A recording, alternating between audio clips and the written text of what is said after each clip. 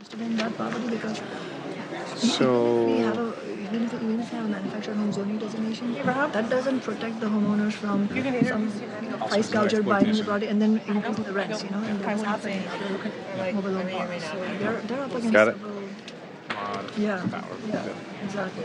Okay, good afternoon, everybody. Thank you for being here in City Hall. The January 28th, 2019 City Council meeting of the full Seattle City Council will now come to order. It's 2:00 p.m. I'm Bruce Harrell, President of the Council. Will the clerk please call the roll? Herbold. Here. Johnson. Here. Juarez. Here. Mosqueda. O'Brien. Here. Swat. Here, Bagshaw. President Harrell. Here. 6 present. Thank you very much. If there's no objection, today's introduction and referral calendar will be adopted. And hearing no objection, today's introduction and referral calendar is adopted. And hearing no objection, today's agenda will be adopted. Hearing no objection, today's agenda is adopted. The minutes of the January 14th, 2019 City Council meetings have been reviewed, and if there's no objection, the minutes will be signed. Hearing no objection, the minutes are being signed.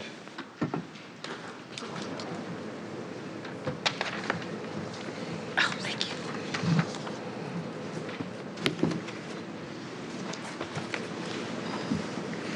Presentations, we have a presentation from Councilmember Bagshaw, who is here just in the nick of time, and please let the record reflect that she is in fact here. Thank you. And secondly, I believe you want to talk to us about National Wear Red Day, and so the floor is yours. Where are my American Heart Association folks? Very good, thank you. I'm going to just read a couple of things, and I will invite you up, and I understand you want to spend 30 seconds addressing the audience. So I want to say thank you, everybody who is here. This coming Friday, we are all encouraging each other to wear red in recognition of American Heart Association efforts, particularly focused on women's heart health. Cardiovascular diseases, many of us know, are the #1 killer of women in the United States. And a frightening statistic is that one woman dies every 80 seconds in the United States from this kind of disease. But 80% of the cardiovascular diseases can be prevented, which is why we're bringing attention to it. We know, and this is what I think we talked about this last year, this is what our moms and grandmothers have told us, to eat smart, don't smoke, exercise, do the right things. And with that, we'll all be healthier, and I appreciate the good work that the American Heart Association is doing. So this week, the City of Seattle encourages all citizens to show their support for women and the fight against heart disease by commemorating, that'll be this Friday, February 1st, by wearing red. By increasing awareness, speaking out about heart disease, and empowering women to reduce their risk for cardiovascular diseases, we can save thousands of lives each year. So with that, Council President, I would like to present this proclamation, if I may, which is the National Wear Red Day on this Friday. If there's no objection, the rules are suspended. Hearing no objection, the rules are suspended, and please proceed. We'd love to hear from you. And I think Lindsay Hovind, you're here, and Cami Sutton Hieronymus, both. Great.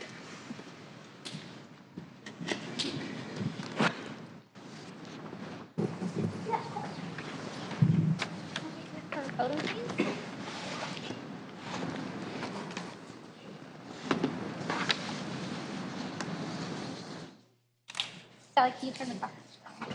Sorry.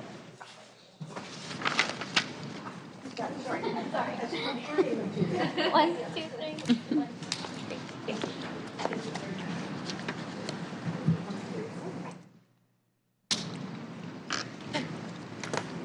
Thank you for having us today. My name is Cami Sutton Hieronymus. I am a congenital heart defect survivor, and over my 30 years, I have endured 19 heart operations, and through the work of the American Heart Association, the research and the medical advancements through that awareness and fundraising has gotten me to where I am today. Although it wasn't preventable in my case, it is preventable in 80% of cases, and Lindsay has some tips for everybody. So Councilmember Bagshaw's already covered it for us, so I'll give you the time back. But thank you so much for reminding us to eat healthy, move more, get our numbers checked, and just encourage everyone to wear red on Friday. And remember that there's ever so much that we can do to stay healthy. So thank you so much. Thank you very much. Thanks for coming. Thank you, Councilman Bagshaw.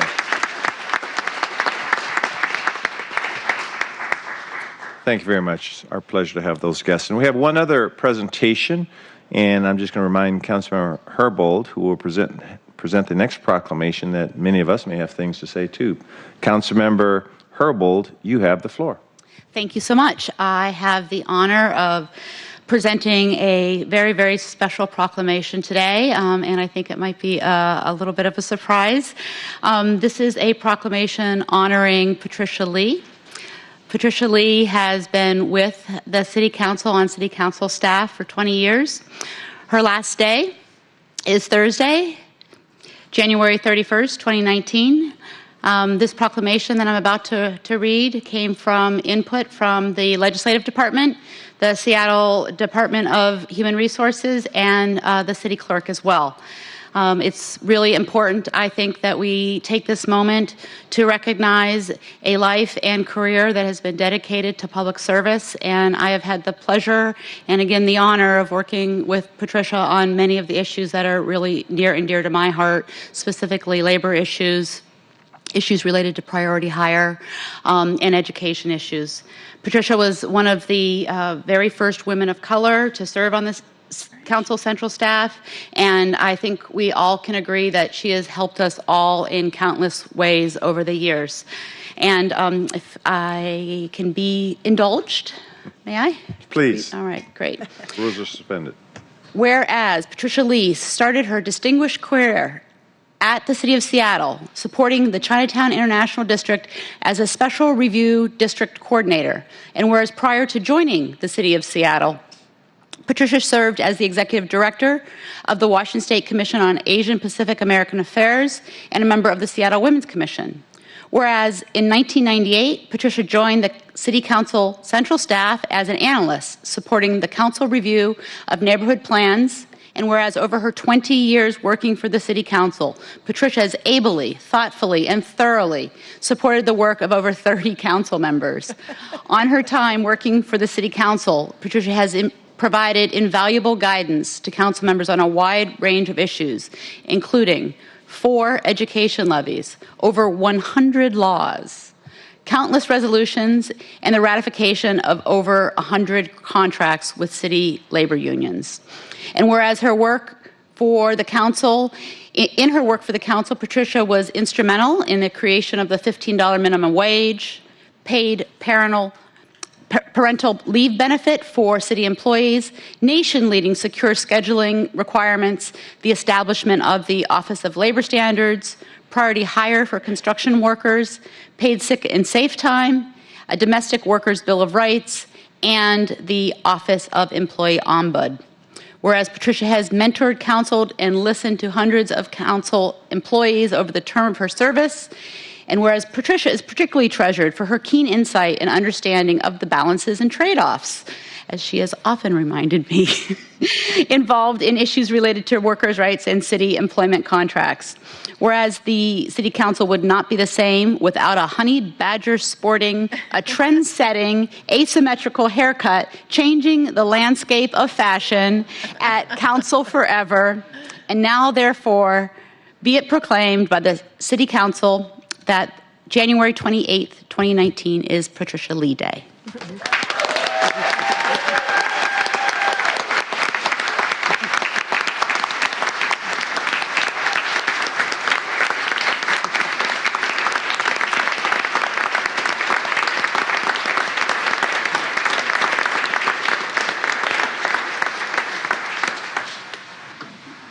Oh, Patricia.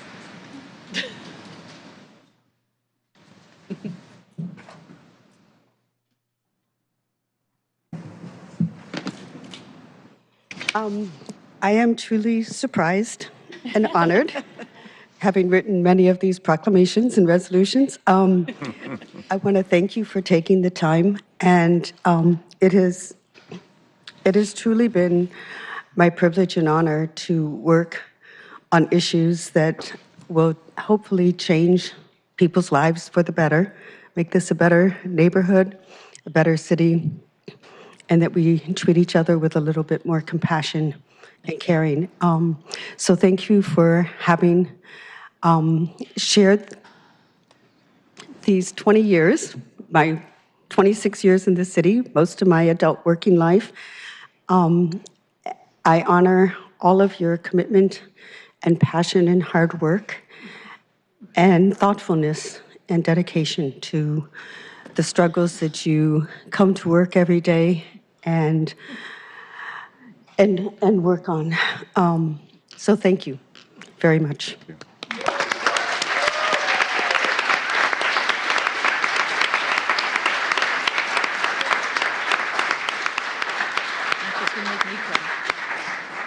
Ms. Lee, I tried to signal to the chair that before that we're going to try to squeeze in a few words, but would any of my colleagues like to say any words about Ms. Lee? I may say a few. Councilmember Bagshaw. I'll just be very quick. You have really earned this time off for good behavior. And it's hard to imagine putting up with as many council members as you have, but I personally want to say thank you for the work that you've done, whether it's labor issues or education, the work that you've done on women's issue. Patricia, you've been a great ally, and I just want to say many thanks and Godspeed. Councilmember Bagshaw. Councilmember Warris. Thank you. Patricia, I know I've only worked with you for 3 years, but I am really, really going to miss your nerdy memos, your wonky memos, your ability to take analysis and distill it down, your quick wit. But I am serious about your memos. I actually think you're one of our best writers that we've had, and I'm really going to miss your briefing us and keeping us up to date on everything. But more importantly, I'm going to miss that you're just a kind person, and I've enjoyed working with you. Good luck. Thank you. Councilmember O'Brien. Patricia, you have an amazing group of colleagues, many of whom are standing around here today. And despite that, I honestly don't know how we're going to survive without you. You have done such amazing work for me, and and for the city, and it's not replaceable. And we'll do our best without you, but you're going to be missed. Thank you, Councilmember O'Brien. Councilmember Mosqueda. Thank you, Mr. President. And as the newest member of Seattle City Council and the chair of labor, it was my incredible honor to work with you all throughout last year, especially as we passed the Domestic Workers Bill of Rights, and your creative thinking about how we could be the first city in the country to make that possible lives on. We are going to start appointing those individuals very soon, and that body of work was only really possible because you made it possible to pull people together. I just want to say at the national level, we get calls almost every week about secure scheduling, minimum wage, sick leave, wage theft, and your fingerprints are all over those. So thank you for not only improving the lives of workers here in Seattle, but really your work continues across the nation. Thank you. Thank you. Councilmember Sawant. Patricia, best wishes for everything that you undertake in the future. I do not for a second believe that you're going to have a quiet retirement, because luckily for us, you have a very, very active and intellectual brain that will no doubt continue to be engaged in all the issues that you have worked on, everything from workers' rights to renters' rights and to Indigenous people's rights. And I should also say on behalf of my staff, thank you very much. And I know that Ted Verdone from my staff is really sorry he couldn't be here. He was in a bike crash, and so he's at home recovering. But he has asked me to send you his best wishes as well.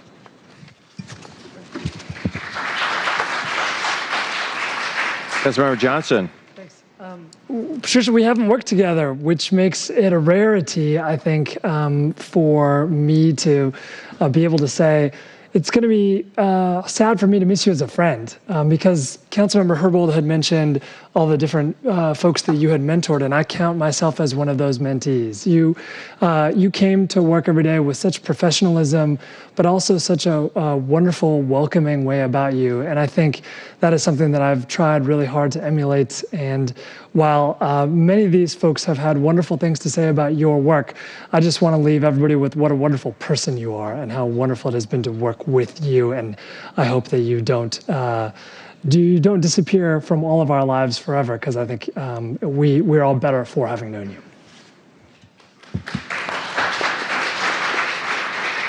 So, Patricia, knowing your style over the years, this has to be pure torture for you right now. This kind of attention, and that's exactly what I want to say is that it's in my impression working for you and with you that you just genuinely care about these issues. That now I'm going to date myself a little bit with this old show called Dragnet. Remember that? The Lion and Dragnet. The facts, ma'am. Just give me the facts. And we used to always ask you for the facts and the law and the application of law. And not the emotional piece. But I think you've reached that perfect balance of when you genuinely care for something and still you're able to do that sort of hardcore analysis. And what a model for a central staff person. So particularly when we worked on the ban the boxer, the fair chance employment legislation, the minimum wage legislation, all the critical issues that you really sort of gravitated toward and genuinely cared. So we'll miss that about you. And I know you're still going to garden and do the things in Beacon Hill that you like to do. You're still one of my constituents. And so I look forward to getting your emails from your home now about the Beacon Hill issues. But thank you so much, Patricia. It's been an honor to work with you. Thank you, Ms. Lee.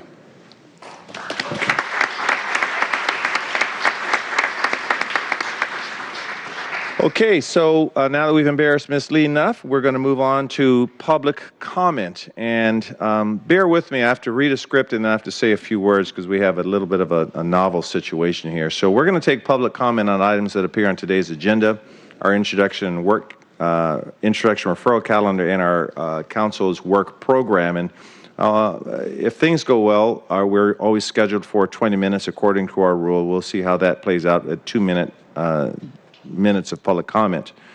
However, as I said that, there has been an appearance of fairness doctrine challenge to 7 of the 9 council members, with the exception of council members Herbold and myself.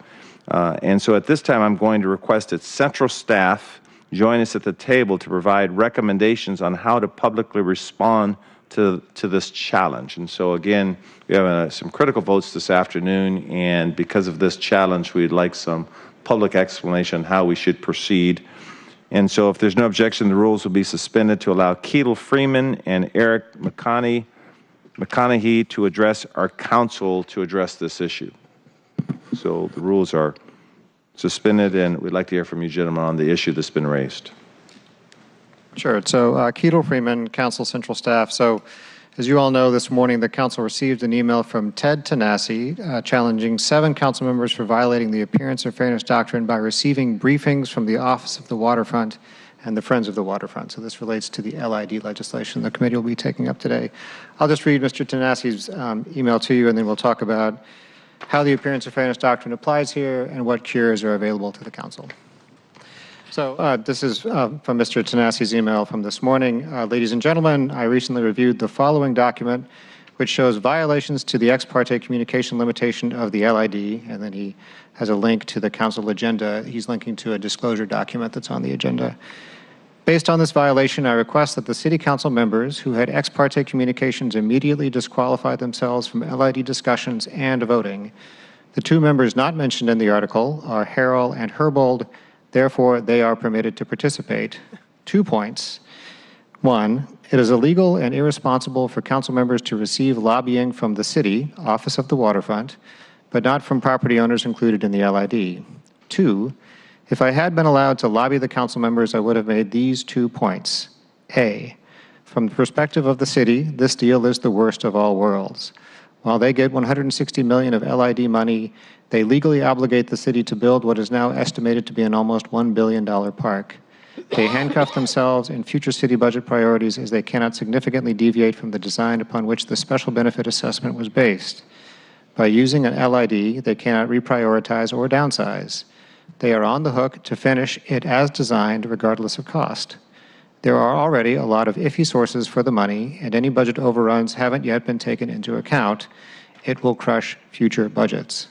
B, the $160 million in LID funds can/should be raised by alternative means. For example, naming rights for the waterfront and/or park, similar to what T-Mobile has completed for the baseball park, landing fees for cruise ships, one-time fees for new buildings constructed in the LID area, one-time fees for new businesses starting in the LID area, Sunday parking fees, small, 2 to 2.5% increases in parking fees, etc. Respectfully, Ted Tanasi. So that was the challenge that came this morning. Just to remind council members, the briefings from the Office of Waterfront are disclosed in the disclosure document that is linked to the agenda.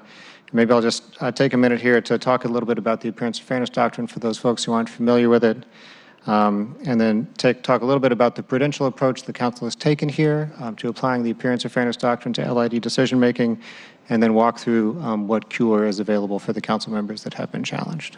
Sound good?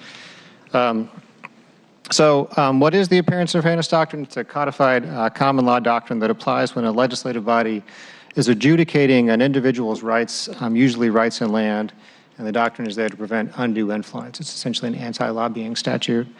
The council has chosen to take a very prudential approach to decision-making on the lid and has chosen to apply the Appearance of Fairness Doctrine earlier in the process than the council might have otherwise done, according to the council's quasi-judicial rules. And essentially the pending point for application of the Appearance of Fairness Doctrine was with passage of the resolution that the council passed this summer. So the cure to the challenge here is fairly simple. Pursuant to the council's quasi-judicial rules, council members must respond to the challenge in one of two ways. A council member can agree with the challenge and disqualify him or herself from the vote and deliberations. Alternatively, a council member can disagree with the challenge and state on the record why the council member believes that there has not been an appearance of fairness violation, and state on the record why he or she believes that he or she is not biased about this decision. So before we get into disclosures, we can do that either here or in advance of votes on the legislation. I'll remind council members about what constitutes an ex parte communication. So essentially what Mr. Tanasi has alleged here is that the council members had ex parte communications with the Office of the Waterfront.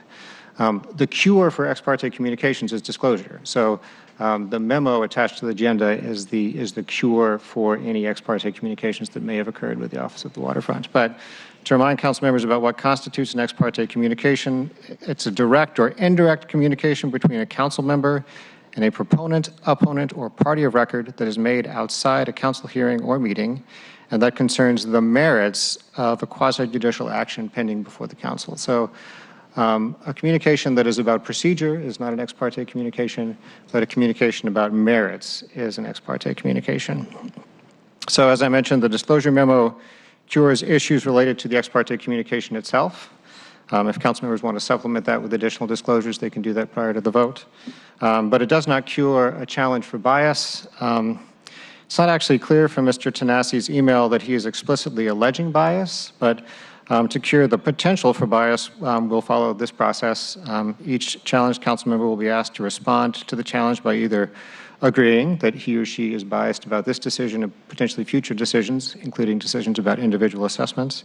If a council member agrees that there's bias, a council member must recuse himself or herself from votes on the LID here and also on votes on individual assessments later.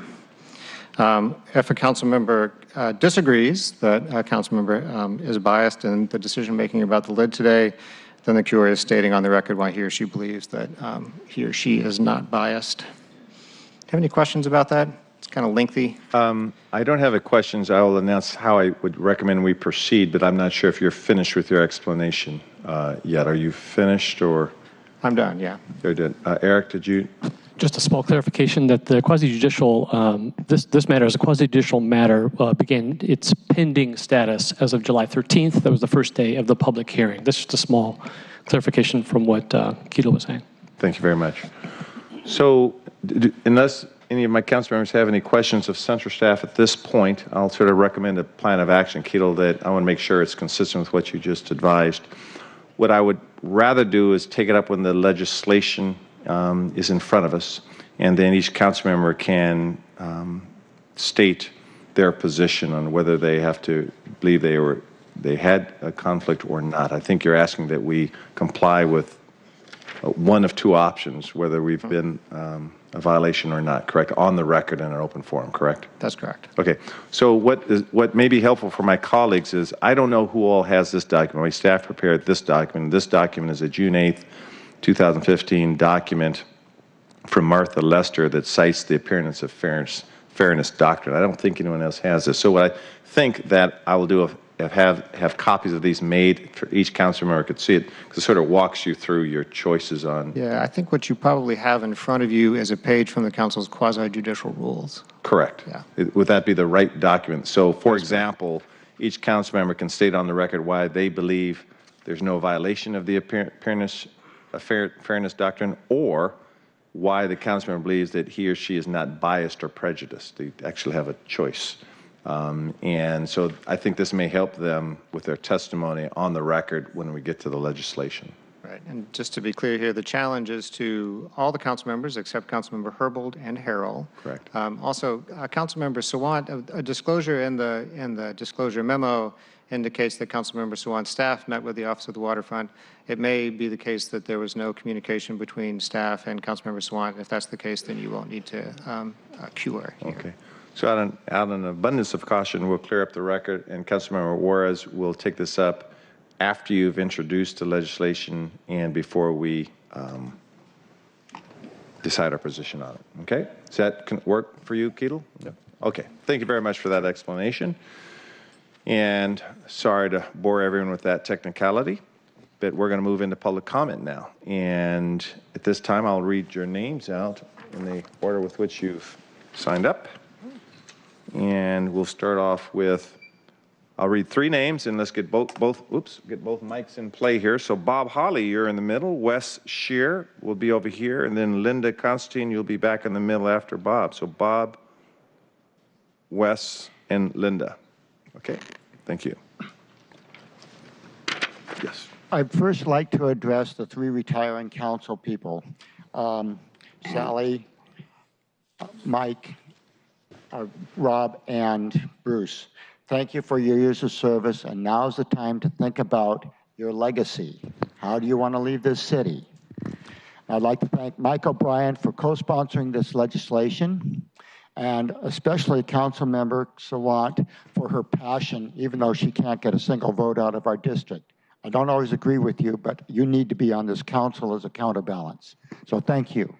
Now, Deborah, you have done some great things in D5, and you've shown an ability to go up against a stacked deck and succeed. The hockey thing that was going to go to Tukwila is in D5 because you could go up against insurmountable odds and beat it. And I want to see the same tenacity coming from you to do this. Today's vote is only part of this. That's the first step. You're going to be working with Rob Johnson's committee and with the rest of the council to pound this thing through, to preserve an island of affordable housing in a sea of gentrification. Thank you. Thank you, Bob.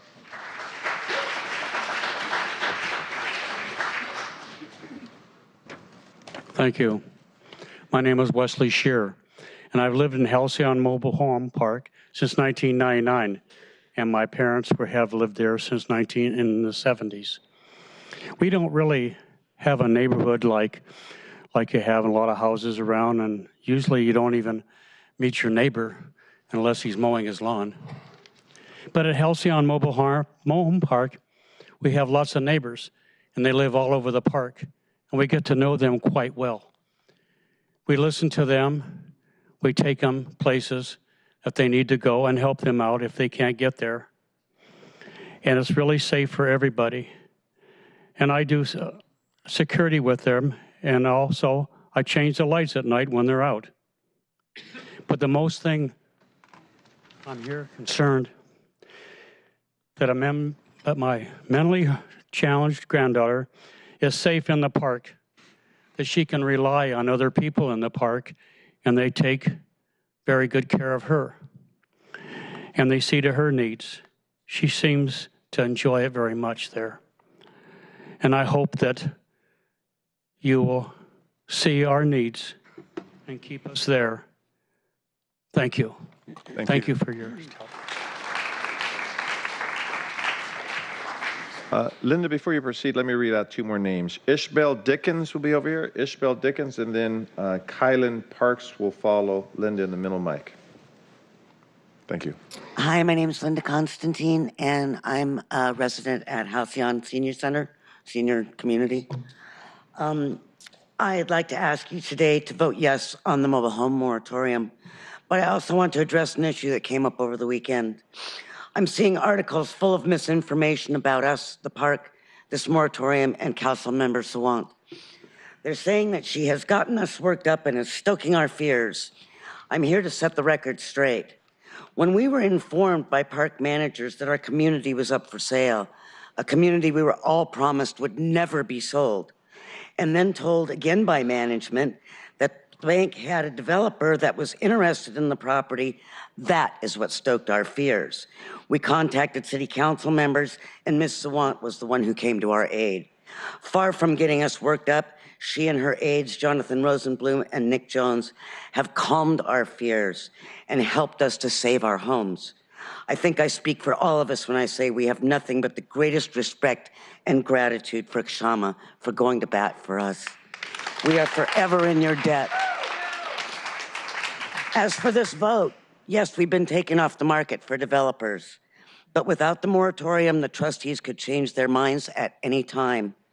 We desperately need this year to put our plans into action to save our homes, to save our community. I urge you to vote yes on this moratorium, keeping in mind we all vote.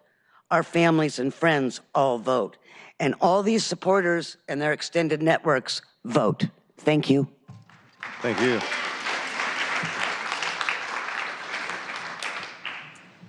Good afternoon, Council President and members of Seattle City Council. My name is Ishbel Dickens. I've been working with manufactured homeowners for over 32 years. First as a volunteer at Broadview Community Church, then as a community organizer at the Tenants Union, then as a legal aid attorney, and finally as the director of the National Manufactured Homeowners Association. The city could have solved this issue in the late 1980s when it first enacted or voted on a moratoria to look at the issue of preserving manufactured housing communities in Seattle. There were 9 of them at the time. So let's do the right thing for the homeowners of the 2 remaining manufactured housing communities in the city, both in North Seattle. Please give your full support to the proposed 1-year moratorium. And please, Planning and Land Use and Development Committee members, move forward with all due speed to recommend and adopt a long-term preservation solution. If these 2 communities were allowed to be developed, the city would lose its last remaining opportunity to provide an affordable homeownership option for seniors and low-income families. I've worked with elected officials in Tumwater, Linwood, Marysville, Spokane, and Snohomish County as they have all researched and ultimately voted to enact local zoning ordinances to preserve manufactured housing communities in their jurisdictions. I'd be happy to work with you on a similar guarantee of long-term security of tenure for manufactured homeowners in Seattle. Please feel free to reach out to me at any time. Thank you. Thank you, Ishbel.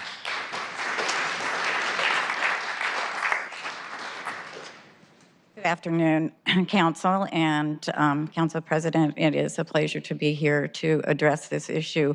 My name is Kylan Parks. I'm the Vice President of the National Manufactured Homeowners Association and an organizing consultant for the Association of Manufactured Homeowners, which is a Washington state-wide organization.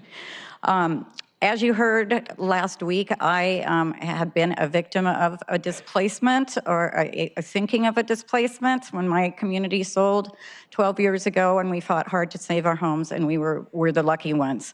I now have the great fortune of working with these wonderful people and helping them organize and form an association and work on strategy on how to do that. I feel very strongly that this moratorium is necessary. We should be protecting 9 communities. Unfortunately, we're only protecting 2. There's no reason to wait on enacting a manufactured housing community zone. There are 3 nonprofits I've been in touch with that are very interested in talking about purchasing this community as a nonprofit, and that way it would be saved affordable housing. My concern is that they are going to sell it maybe as a mobile home park, but to an investor owner that will then continue to rise the rents force the low-income people out, put nicer homes, and there you have a senior community for the high income. That is not what Seattle needs right now. Please, please institute this moratorium and zone. Thank you so much. Thank you. The next speakers are Linda McCoy, Karen Guyland, and then Alex Zimmerman. Linda, Karen, and Alex. Good afternoon. I want to talk about money, win-win situations, and why we need your help. Blue Fern has pulled out, and it is clear that our Halcyon Mobile Home Park sits on land that does not lend itself to any kind of significant development. However, we still need the one-year moratorium on development. It will provide a safety net where we don't have to be nervous about possible development. The moratorium is in alignment with Blue Fern's findings that the site isn't developable. And it will protect our sister mobile home park, the Bellevue. They're right next door to us. Our goal in the coming months is to establish zoning that makes it clear these properties are not available for development. We need this for our security, so we don't have to go through this kind of panic again. But also we need it so that the real value of the property is clear and will not be inflated. According to the broker, Kidder Matthews, it's likely that Halcyon will be sold as manufactured home park. The buyer will be buying Halcyon Mobile Home Park, Inc. to operate as a mobile home park. The good news is that is good news up to a point. But the threat to us is this, the problem of increasing monthly rents for spaces in Halcyon that will force most of us out of the park. Almost any sale increases the cost of operation of whatever business or endeavor was sold. Whoever buys Halcyon will have current operating costs plus the cost of paying off the purchase price or making a profit over and above the purchase price. As it is now, as far as I know, there are no outstanding loans on Halcyon Mobile Home Park, Inc. It is critical for survival of our most vulnerable residents, homeowners at Halcyon, that our monthly rents are not pushed up by a change in ownership. This can happen best if we have city council protection of the one-year moratorium and a limited rezoning of these properties as limited use of manufactured home park. Thank you, Linda. Regarding ownership. Linda, can you wrap up? Your time's exceeded. Okay, let me just quickly give you a rundown here. Just take 5 seconds, please. 5 seconds. The assessed value is $4 million. Basically, the amount that's been going to the scholarship fund, basically the profits every year, if you average them over the past several years, is about $25,000, maybe a little bit less. If you divide $25,000 into $4 million, it's 160 years. Thank you very much. Thank you. Your help. Thank you very much. Hello. Karen, before you start, don't start our time yet. Alex Zimmerman and then Patty.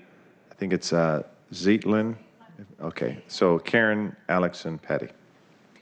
I'm a retired condo owner living on Western Avenue. At the new LID rate for the new waterfront park, I will pay more than the value of a year's worth of property taxes as my share. Throughout Seattle history, parks have been funded by citywide taxes. In fact, the citywide park district levy is currently funding ongoing development of new parks, park renovations, and improvements across the entire city. The nearby property owners are just as likely to see their property values rise as we are, but they are not being forced to pay a levy for this benefit. I ask each of you to consider how the voters in your district would feel if the rest of the council decided to tax you, and only you, for a project meant to benefit the entire city. You heard overwhelmingly negative input during your council meetings last spring about the impact of the lid on the affordability of living or operating a small business downtown. The testimony to the hearing examiner was equally as overwhelmingly negative. Only when commercial property owners threatened to protest the lid did the city sit down to address long-term operation, security, and conduct issues. The issues of affordability and unfairness of penalizing downtown residents were never addressed. When you're thinking about your ex parte response, you have to remember that the legislation that you are asking or looking at approving today was a deal made with as few as 100 of the large downtown property owners to waive their right to protest the lid. They make up a majority of the value of the lid property, but are less than 2% of the actual property owners. By making this deal, you have blocked all other property owners, including 4,600 condo owners, from having a voice in the decision. Renters and business tenants were never even considered in the process. Those of you who plan to run for re-election need to examine your motives. Ask yourself if you want an affordable, livable city for all of your constituents, or are you only interested in what a very few business owners and developers want? Their success is important to the city, but not if the collateral damage drives everyday people, including families and seniors, from their homes. Thank you. Thank you.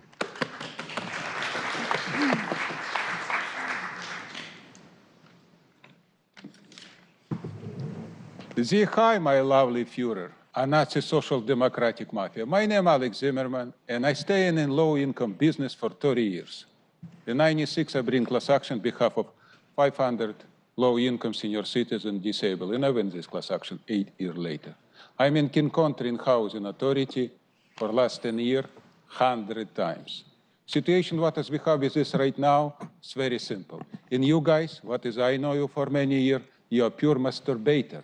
You masturbate everything. You never change fundamental for people. It's normal. So, right now, there's only one chance. Bring these people forever. Is by, like Section 8 or similar situation. King Country can buy, Seattle Housing can buy, Federal can buy. Buy here, that's it. When this will be a private property, as people will be moved out 5 years from now, 2 years from now, who know how price in Seattle go up. You never respect poor people in Seattle. Why? And I explained to you this very simple. For 5 years, you never stopping Amazon. No one from you for 5 years talking about stopping Amazon. Amazon in downtown is key to everything. When we stop in Amazon, for example, ever now, don't give them hire another 10,000. People price will be go down, many problems will be fixed. It's good for low income, it's good for 50% people who live in Seattle in King Country. We're talking about 1 million people. What is need 250,000 houses, low income houses, affordable houses. You never did this because you by definition crook. Waterfront is only one example. A multimillionaire in a crooks with Nazi Gestapo principle. I right now speak to everybody. Stand up, America. Stand up, Seattle. We need to clean this dirty chamber from these fucking crooks. So, following Patty will be Marilyn Reed on the middle microphone. My name is Patty Zaitlin. I'm 82. I've been in treatment for cancer. I've been at radiation treatment because that's why I haven't been to the previous council meetings. I live at Halcyon Mobile Home Park. I've been there for 24 years now. And if it weren't for my living in this park, I would be in nursing care or homeless, really. Because of living in the park, I have neighborhood church members. I'm very active in my church who come to help me. I have a couple of other caregivers through Medicaid and neighbors in the Mobile Home Park. I really want you to support us having a permanent, affordable home, please, and go through the steps that are essential for that. One thing that comes to mind is that when I was a kid, we didn't have a nice living room, so I couldn't invite my friends over. That's what every kid wants, don't they? But now I've got a whole clubhouse. I've had friends come there. I'm the vice president of the Seattle Storytellers Guild, and we've had storytelling events, and our board meets there, and it's really precious to me, this home. Please protect it. Thank you. Thank you.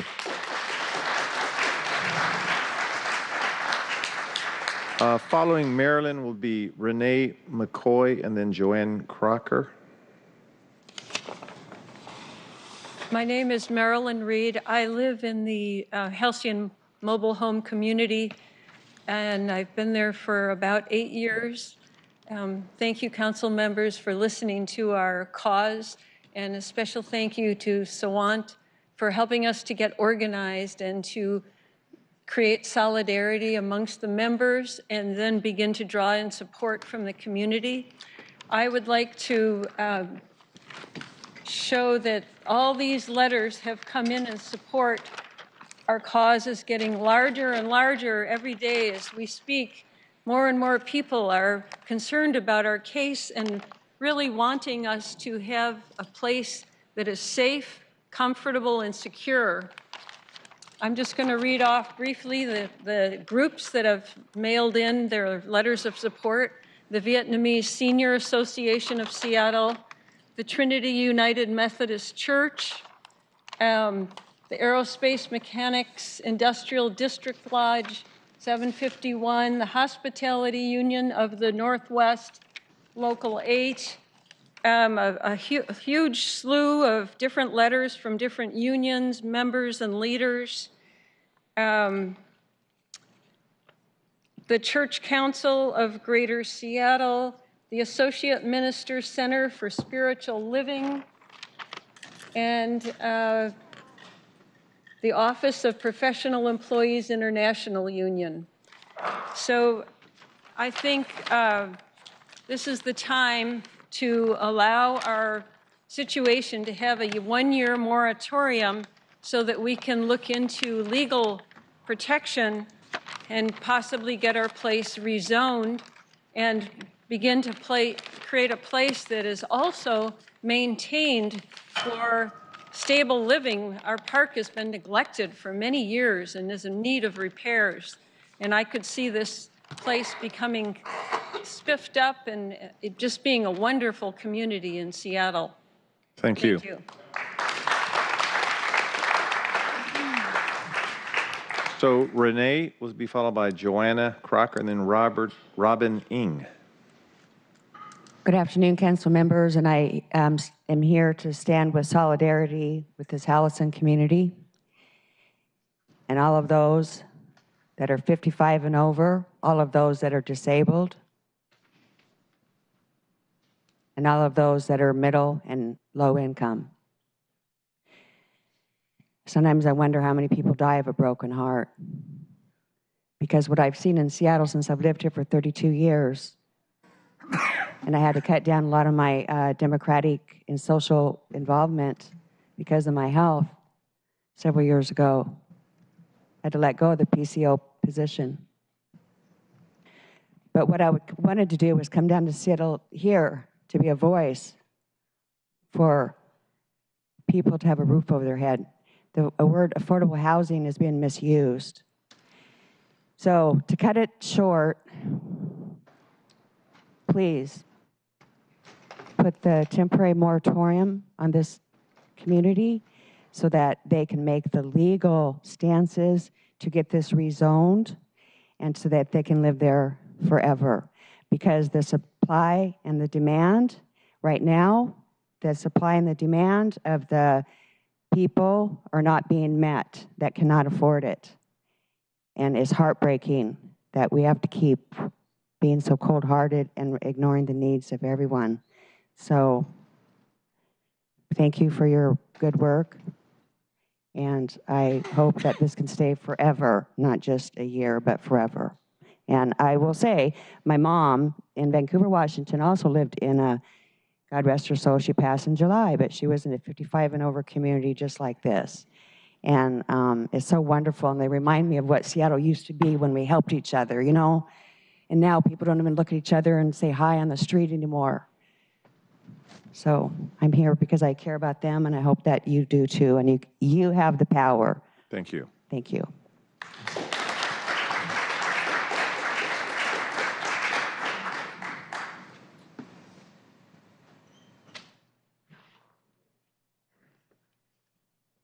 Hello, I am Joanna Crocker, and I'm a board member of the Homeowners Association at the Inglewood Shores Manufactured Home Park in Kenmore.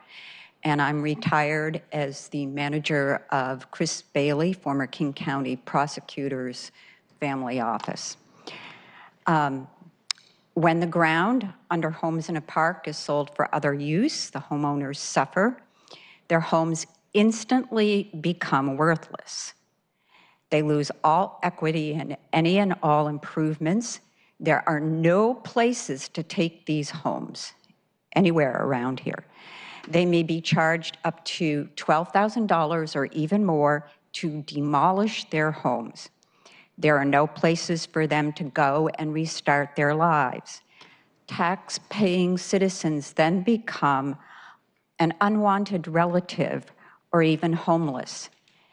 And here's something that I have not heard in any of these meetings, that each person that becomes homeless, especially the senior citizens, they start on this negative cascade of effects in which they may cost the system as much as $35,000 a month for each of these people who get displaced.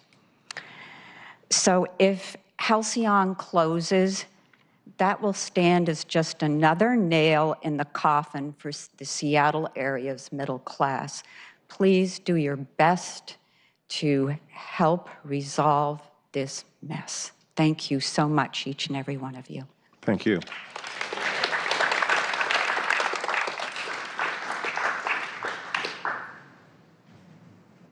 Robin? Next. Robin Ng. Robin Ng. Seattle Waterfront Park lid is an unfair and unwanted levy of involuntary taxes on a minority of downtown condo owners such as myself. Directly after you approved the start of the lid, the sales have gone downhill for my small retirement condo 3 blocks from the freeway, far from the waterfront, that I bought many years ago to afford Seattle after 37 years of being a Seattleite. Your lid has forced me to search for a lower cost and more welcoming place to live in Nevada, Texas, even outside the USA, or even considering doing like the mobile camper tent type of situation, as I will be forced to move out and either charge the high rents necessary or otherwise sell my small old condo in order for you guys to unfairly levy taxes against a very small number of condo owners such as myself. Please finally listen and do not vote to kick us out of Seattle. That's what you guys are basically doing if you vote for the unfair lid that is levying this unwanted tax across a wide swath of a small number of downtown condo owners such as myself. Thank you. So we've exceeded by 10 minutes our allotted time for public comment. We do have more people that have signed up, so unless there's objections, I'm going to take the time down to 1 minute. We're going to listen to the next 10 speakers. We do have 11 agenda items on our agenda, and I know a couple of council members have conflicts that start pretty soon around the 4 o'clock hour, so I need to sort of move through the agenda. But let's take 10 more speakers at 1 minute. I'm going to read the names. Imogene Williams. I think that's a breach of contract, Bruce Earl. Against we the people. We pay you. I'm going to hold you. I'm going to warn you that you're being disruptive right now, sir. And if you continue, I'm going to have you removed if you're disruptive. Okay. So I'm going to ask you to have a seat. I'm going to have you have a seat. Otherwise, I'm going to hold you in contempt for being disruptive, sir. So I'm going to ask you to have a seat. Please, Mike. I don't want to have to do this again. Just chill for a minute. I really don't want to have you removed. Thank you, Mr. Fuller. So our next 3 speakers: Imogene Williams, Sarah Jane Siegfried, and Merle Adler. Thank you, Honorable. Honorable, please don't block the microphone, sir, because we'd like to put that one in use as well. Thank you. Thank you very much. We're asking you to vote yes on this moratorium. This is 85 people that have worked all their lives. They are productive citizens. They don't deserve to be evicted and thrown out, and some of them will be shivering in a tent. I wonder how many thousands of people that are shivering in tents have worked hard all their lives and contributed to our communities, because it's thousands, isn't it? Seattle has beautiful scenery. Seattle has millionaires and billionaires, but it doesn't have affordable housing. Tell me why. Thank you, Ms. Williams.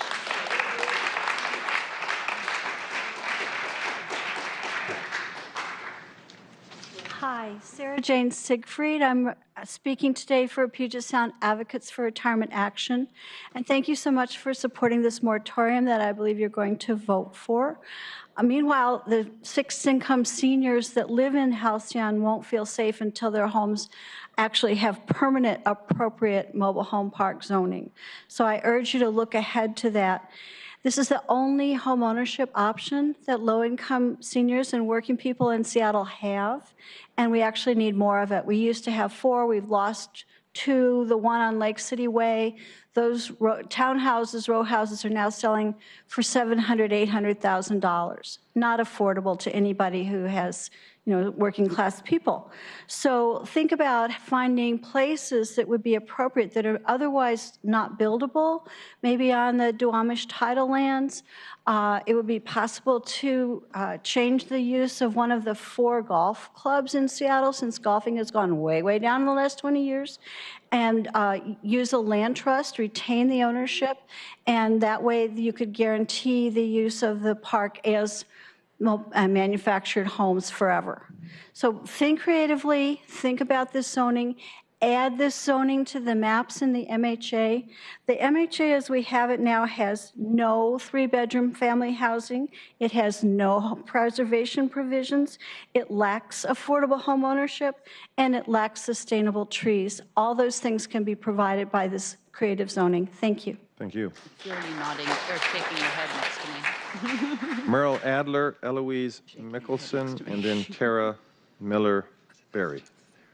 I'd like to suggest perhaps that we're not going to be seeing a zoning that might help out these people, but what we need to be doing is something in the Great Recession that we did, which was to try to pass a eminent domain process to use the city's powers to address this disaster, in essence, by way of acquiring these properties, looking at the situation as a foreclosure, acquiring these properties so as that we can give them back essentially to the manufactured homeowners at the pennies on a dollar that these banks normally turn, in a desperate economy, turn over to the servers. The servers only perform a function of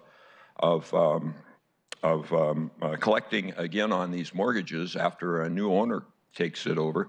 And what this would do is allow us to take that property and to have it put into the possession of people who are the homeowners that live on this property, and in that way address this situation as other cities were thinking of doing in Richland, California, in Newark, New Jersey, to effect this kind of a principle, that you would use the city's power to turn this property over and away from the Washington endowment, which we seem to be having to take this property from. Thank you.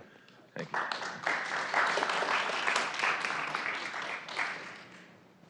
I'm Eloise Mickelson, and I live in the Halcyon Mobile Home community.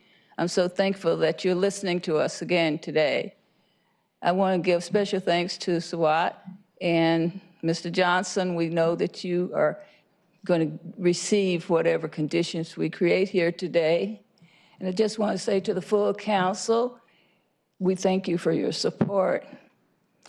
We thank you.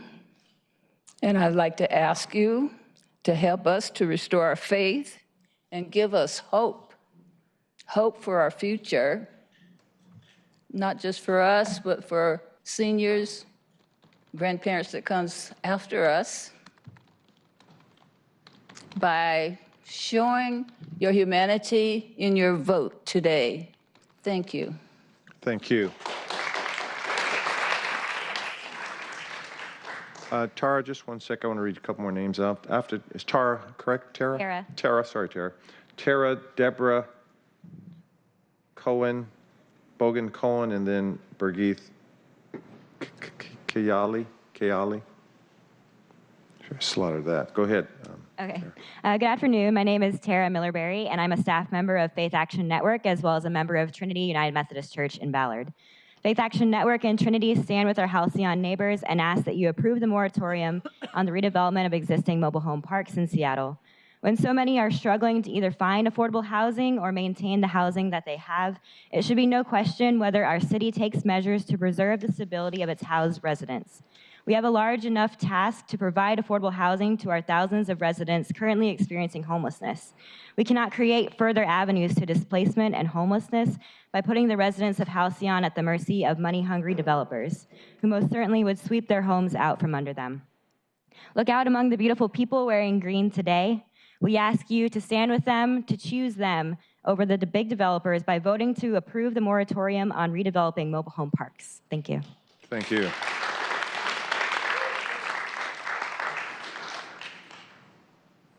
My name is Deborah Cohen. I'm a downtown condominium owner, and I read frequently in the newspaper that there will be a new passenger pier downtown, and that there will be many more cruises going from Seattle to Alaska and other places.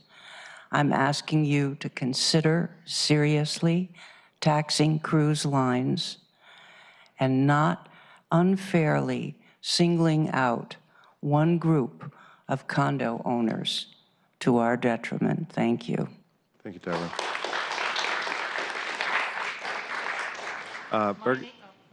Birgith? Yes, you got it right. Just one sec. Richard Gamble will follow you, then who will follow Richard will be Delvin Silvernail. Okay, thank you. My name is Birgith Kayali. I was born and raised in Seattle. I have many friends at Halcyon, and I'm a supporter. We need to maintain some affordable housing. I have 3 friends right now who are on a waiting list for low-income housing, and they're elders, and they can't get on. Please take a good stance, a stance for the people. And please, in the future, changes like this, we need notice. They didn't get notified until July. And it takes a while to figure it out when they thought it was a trust and it was fair. We ask the city council to start helping the people who are losing their homes. Help them, one, if you have to, or many. Thank you very much. Thank you.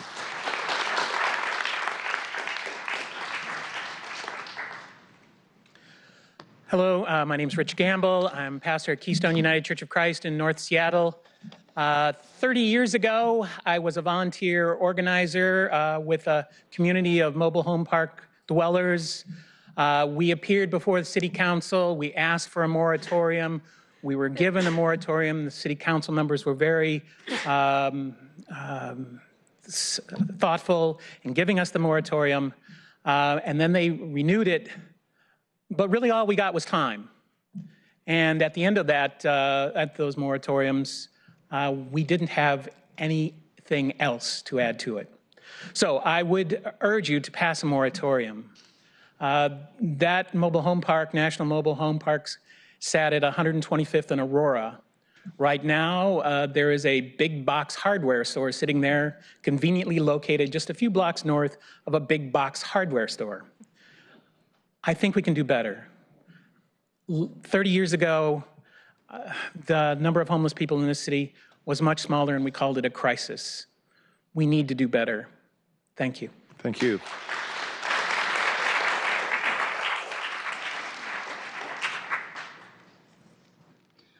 Good afternoon, council members. My name is Devin Silvernail. I'm a member of the Seattle Renters Commission. I'm also executive director of Be Seattle, an organization that works with homeless folks and with renters. Here today in support of the Halcyon homeowners. Also just here to remind you that our city has been talking a lot over the past couple of years about affordable housing. Here's a really great opportunity to preserve some affordable housing, especially for seniors who we know that if they're forced out of their homes, they're going to be put in a really precarious situation. I just wanted to see really how many people here who have ever had to worry about where they're going to be living next month, because that's where a lot of folks are at right now. So just wanted to leave you with an idea. Harvey Milk said, "Without hope, the us's of the world will give up." That's all of us. And like Eloise Mickle said, they need hope, so please give them hope. Thank you. Thank you. Dan Kavanaugh. Dan Kavanaugh. That's our 10th speaker. Hi, my name's Dan Kavanaugh. I'm a food service worker and a member of Socialist Alternative, and I'm here to support the moratorium for the Halcyon residents. And I just want to say, this wouldn't even be on the agenda if the seniors at Halcyon hadn't, banded together and fought back. And now I think we're on the verge of winning this.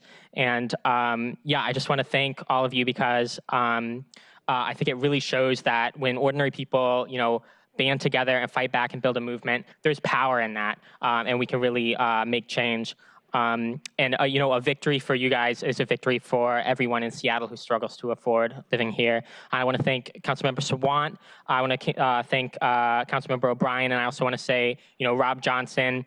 We know that if this passes, it's going to go straight to your committee. So, just want to let you know we're going to be keeping an eye on you and making sure that you'll be doing the right thing.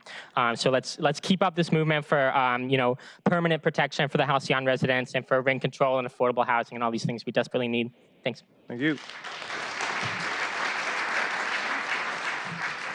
So I'm going to conclude public comment. We extended once again, and we're going to move to the payment of bills. So please read the title. So we had about some speakers that didn't make it, the honorable. So we didn't make it because we ran out of time. We have to get on with our agenda. Our first agenda item is the moratorium, and so we're proceeding. And I'm sorry we couldn't hear your testimony today, sir. I think that's a conspiracy, 1962 conspiracy. It's not a conspiracy, sir. It's just my discretionary call. Okay, so we're going to proceed, and the honorable, you're going to be disruptive, and I'm going to have you removed. I've just warned you, you're going to be disruptive. Okay, honorable. Thank you, sir. Okay, thank you, sir. Okay, all right, sir. All right, brother. Okay. I know you are, sir. Go ahead and read it. The more we wait, the more I have to listen to this. Council Bill 119-452, appropriating money to pay certain claims and ordering the payment thereof. Thank you very much. I move to pass Council Bill 119-452. It's been moved and seconded that the bill pass. Any further comments? Please call the roll on the passage of the bill. Herbold. Aye. Johnson. Aye. Juarez. Aye. Mosqueda. Aye. O'Brien. Aye. Sawant. Aye. Bagshaw. Aye. President Harrell. Aye. 8 in favor, none opposed. The bill passes and the chair will sign it. Please read the first. But that wasn't it. Oh, wait a minute. But that was just that was the warm-up act. That was the warm-up act. We're almost there. Now, this is the legislation you want. Please read agenda item number 1. The report of the City Council, agenda item 1, Council Bill 119-451, relating to land use and zoning, adopting a moratorium on the filing, acceptance, processing, and/or approval of applications for development in areas currently used as mobile home parks, declaring an emergency, and establishing an immediate effective date, all by 3/4 vote of the City Council. And I apologize, I was not clear on my order of the agenda. Councilmember Swant, you have the floor. Thank you, President Harrell. And let me just say, I don't blame you all for not knowing that was not the legislation, because this is parliamentary procedure. Why would you know it unless you absolutely have to? And even then, it can be very confusing. Yeah, thank you. So everybody who's been paying attention to the question of the Halcyon mobile home crisis knows what this is about. But I just wanted to share two or three quick stories of what we've heard from our community members at Halcyon. And one of them is Renee Hegem, who's a retired bartender and member of Unite Here Local 8, who told us about being homeless for years, having lived in a tool shed with no heat or electricity or running water, before finding a home at Halcyon, where she now tends a garden and grows vegetables for her neighbors. She told us she will likely be homeless again if the developer succeeded in evicting the mobile homeowners. And she says, for 7 years, I've had the security without worry, and now they're going to take it away. Eloise Mickelson, whom you heard from just now, the retired machinist and member of the Machinists Union, is a painter, musician, and grandmother who has lived at Halcyon for 16 years. She says, this is a caring community. We look out for one another. Some of us really would have no other place to go. You heard from Wesley Shearer, a former Teamster who's raising a granddaughter who has special needs. Halcyon is a neighborhood where Wesley and his family feel safety and trust. He says, help save our community because that's all we have. We know that what happened, as the community members have said, was this property went on the market for $22 million. Kirkland-based corporate developer named Blue Fern filed pre-application. The residents have known about this because they got letters in the mail, and they got organized. They contacted my office, and we had an incredibly moving committee meeting on Friday, January 18th, where we had all these testimony and where not only the residents, but so many of their supporters, some of whom spoke today, demanded that council take action. As it was said earlier, this demonstrates what you can accomplish by building a movement, and when that movement has its own voice in City Hall. This is what you can accomplish. You can actually win victories. And let me just say also, it is nice that UW is now saying that they will ask US Bank to sell the property to someone who wants to run it as a mobile home park. But the residents of Halcyon, as those of us who have fought for housing justice for years know, talk is cheap. The residents were promised that their homes would be safe in the past, but then they were surprised by a notice on their doors last fall saying that the park was being sold. So we know that we know not to trust empty words. We know we have to continue fighting, right? Do we? And we also know that because of our activism, Blue Fern, that developer, has backed off for now, but we know better than to take promises and intentions at face value when a $22 million property sale is on the line. So if UW intends to keep this property as a mobile home park, then they will have no problem with council passing legislation flowing from this moratorium to designate this region, this property with a manufactured home park designation. And as we've said before, Seattle will not be the first city doing this. The city of Portland has already done that. The Portland City Council unanimously voted last summer to have a manufactured home, mobile home park designation to their mobile home park communities because there was a widespread demand from ordinary people. Let's preserve existing affordable housing. I wanted to, first of all, there are a lot of people to thank, but I wanted to first of all congratulate the residents of Halcyon themselves. Can you please give yourself a big hand?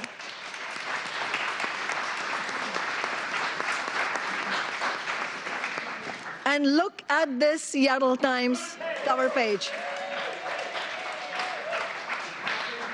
This, my dear friends and fellow activists, this is a testimonial to the kind of power you can build when we get organized collectively. And this has happened because we did that, not because any one person championed your cause, but you do need your own voices at City Hall. As Lynette Chase in the article says, there are a million sites where developers can build. There are only 2 mobile home parks in this city. This is housing for people who don't have a lot of money. This is working class housing. Let's preserve it. And as Ishbel Dickens said in the article, it shouldn't take a crisis for you to do something. It shouldn't take people with gray hair crying on your shoulders. Well, these people with gray hair are done crying. They're now fighting.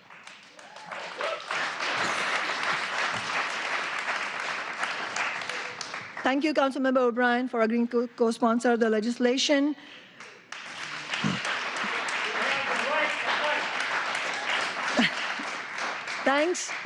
Thanks also to Keatle Freeman and Ted Verdone, who did a lot of the work on this, and also Kirsten Aristed, as usual, the Council Central Staff Director. Special thanks to Nick Jones from my office, who spent a lot of time with you all. He's right there. And Jonathan Rosenblum and Sasha Sommer. And I wanted to join the others who have already said in thanking Unite Here Local 8, OPEIU Local 8, IAM Local 751, the Puget Sound Advocates for Retirement Action, the Vietnamese Senior Association, Trinity Methodist Church, the Faith Action Network, Reverend Angela Ying of the Bethany United Church of Christ. So many spoke in support of the preservation of this affordable housing. I really thank everybody. Also wanted to note Paul Bigman is here, a longtime member of the labor movement, who's been here at every meeting with you all. You have a lot of support, but let's not stop here. Let's win this moratorium, and let's make sure we keep fighting. I do have some closing remarks at the end before we take the vote. So Very I'll good. stop there. Thank you, Councilmember Sawant. Councilmember O'Brien. Thank you. Councilmember Sawant, thank you so much for your leadership on this. But I really want to give so much credit to the residents of Halcyon for your work to make this possible. In addition to everything that Councilmember Sawant said, we have a lot of work to do to protect the remaining 2 mobile home or manufactured home parks in Seattle. And we have a lot of work to do to ensure that we have enough affordable housing for everyone in our city who needs it. And one of the things that you reminded us all again in your testimony today and last week was this is not just about housing. This is not just about a roof and a wall, but it's about community. And the power of your community has really showed up in amazing ways. And as we continue to build more and more affordable housing, we need to make sure that we're also creating spaces where communities, powerful communities like yours, can form, because that's what we need in our city. So thanks for your leadership and work.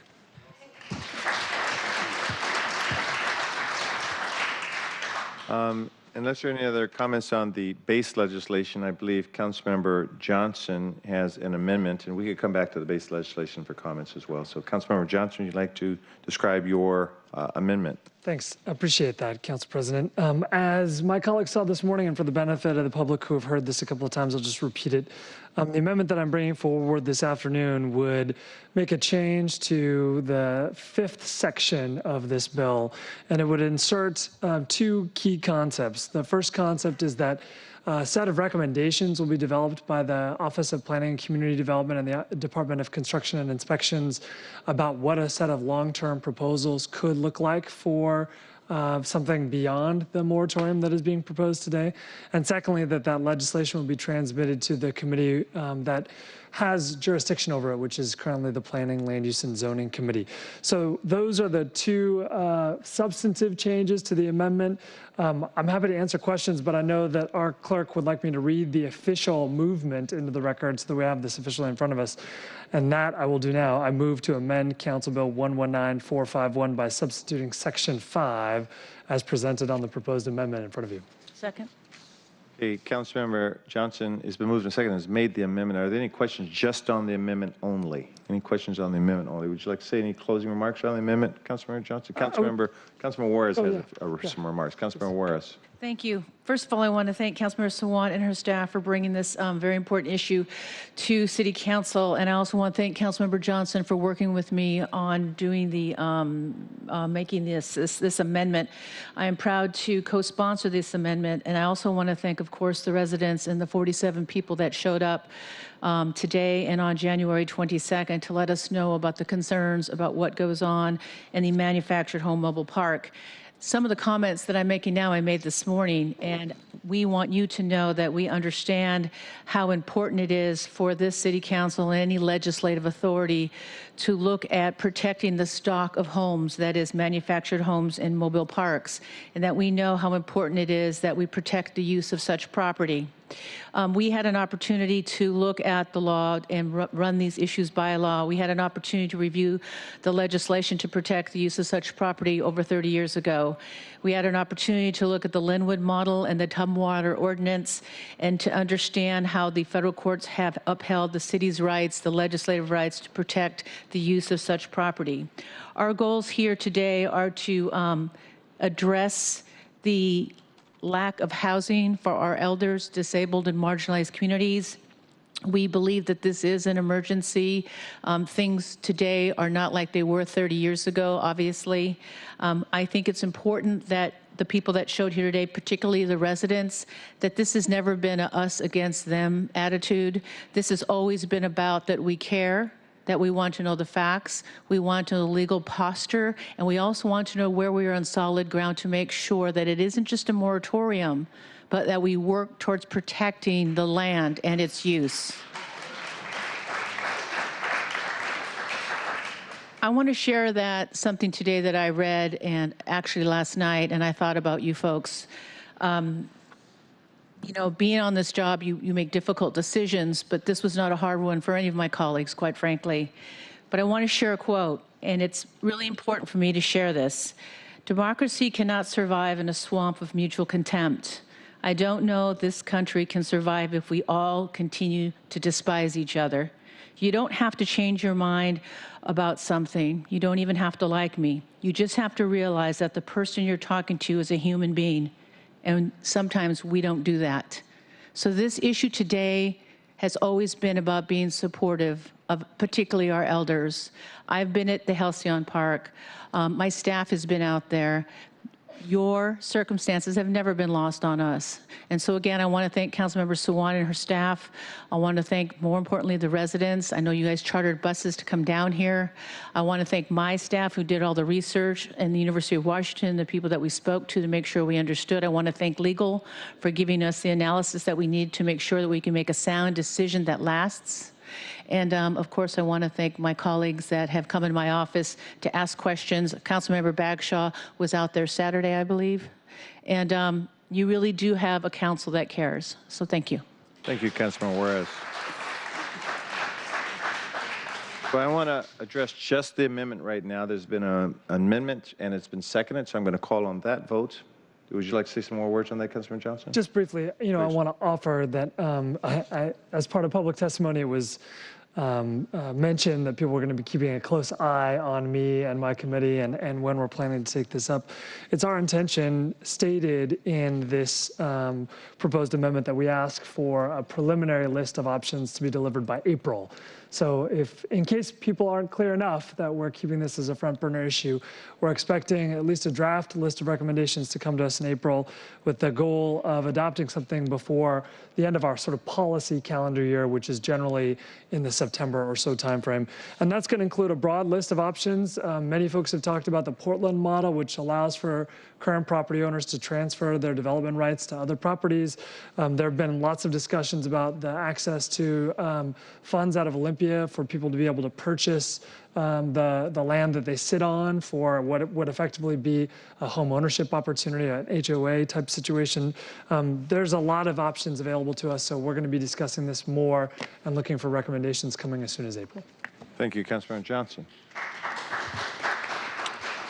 Okay, so it's been moved and seconded. All those in favor of the amendment as articulated by Councilmember Johnson, please say aye. Aye.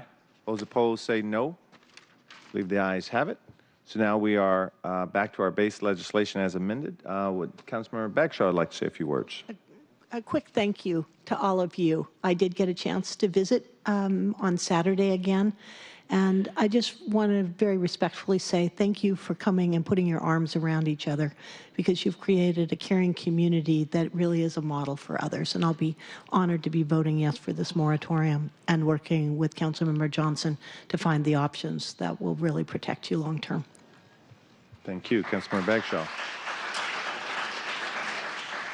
Councilmember Herbold.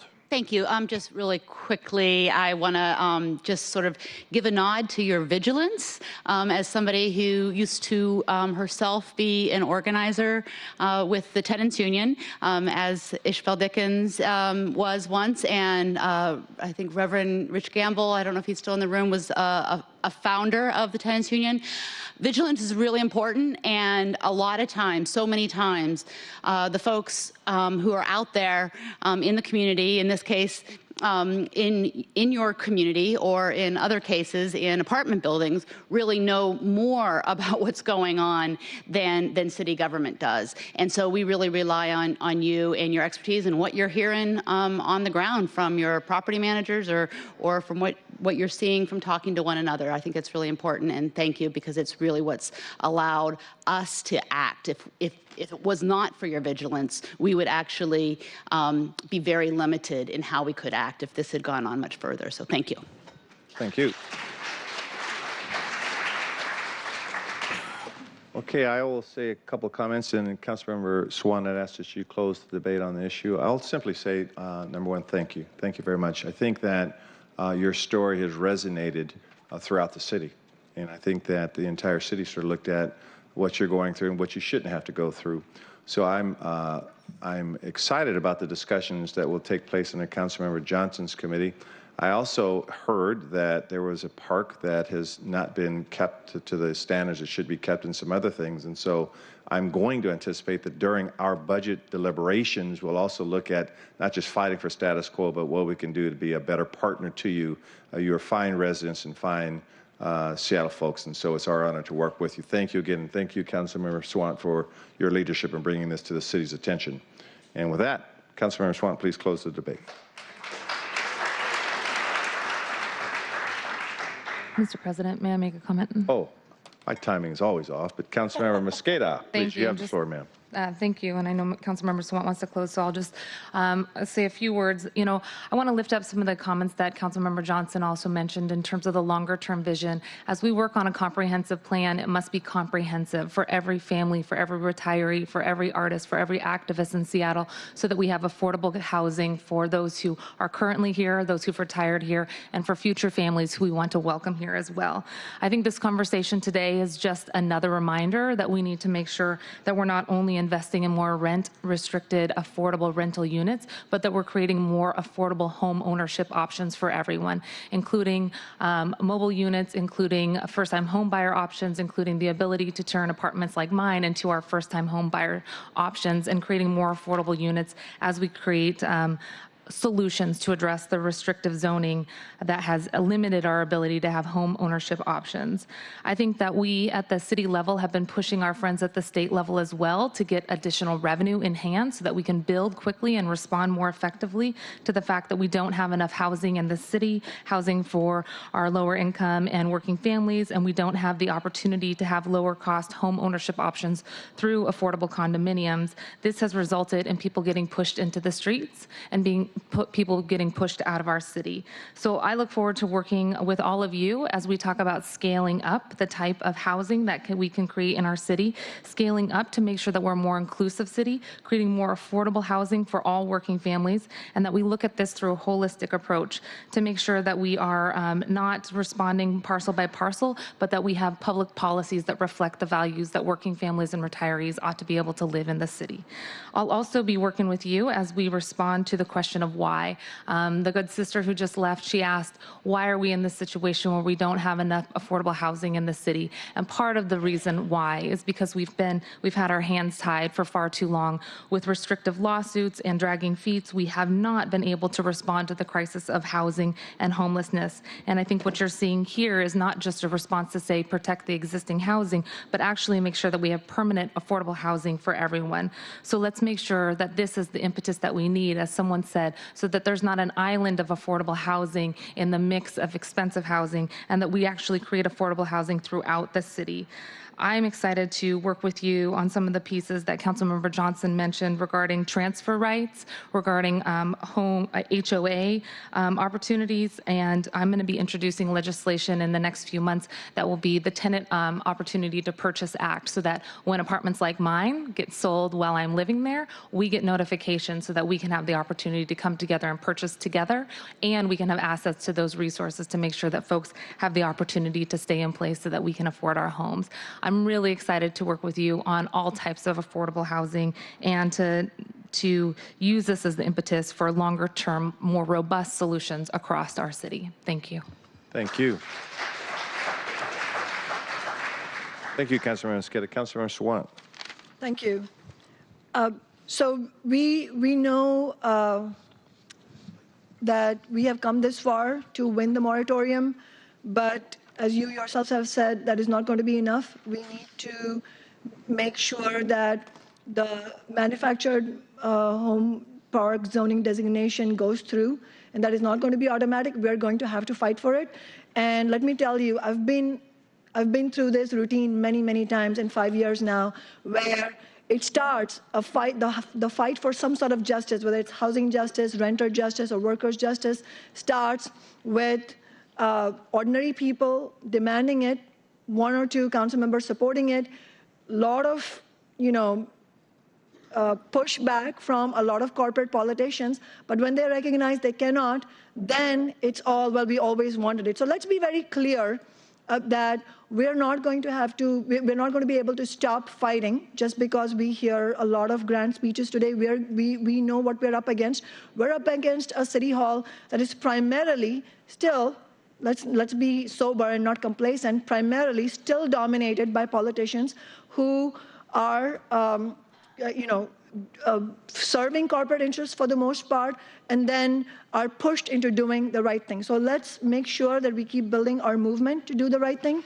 I really thank the Association of Manufactured Homeowners. I specifically wanted to thank Kylan Park for all the organizing efforts she has done.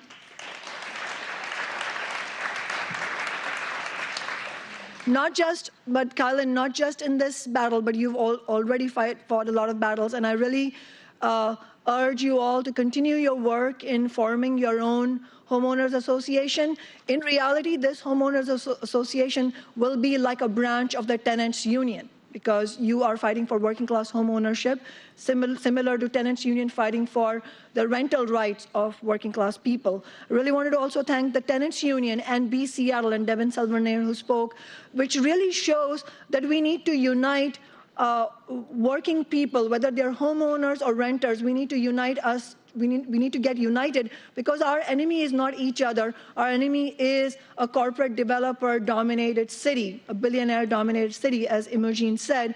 And also, the fact is that a lot of politicians will talk about humanity. Well, whose humanity gets lost in all of this? The humanity of ordinary people gets lost, because when we lose our affordable housing, when we lose our rights, it's our humanity that is put to the test and that put to question, and that's why we should continue fighting. We should not apologize for fighting, because that is the right thing to do, and let's wear it like a badge of honor.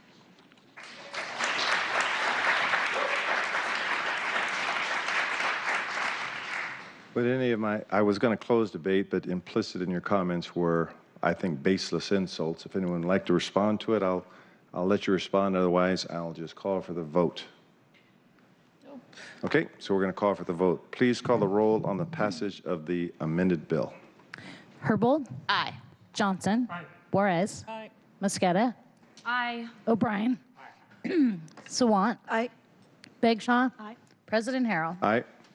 8 in favor, none opposed. The bill passed and the chair will sign it.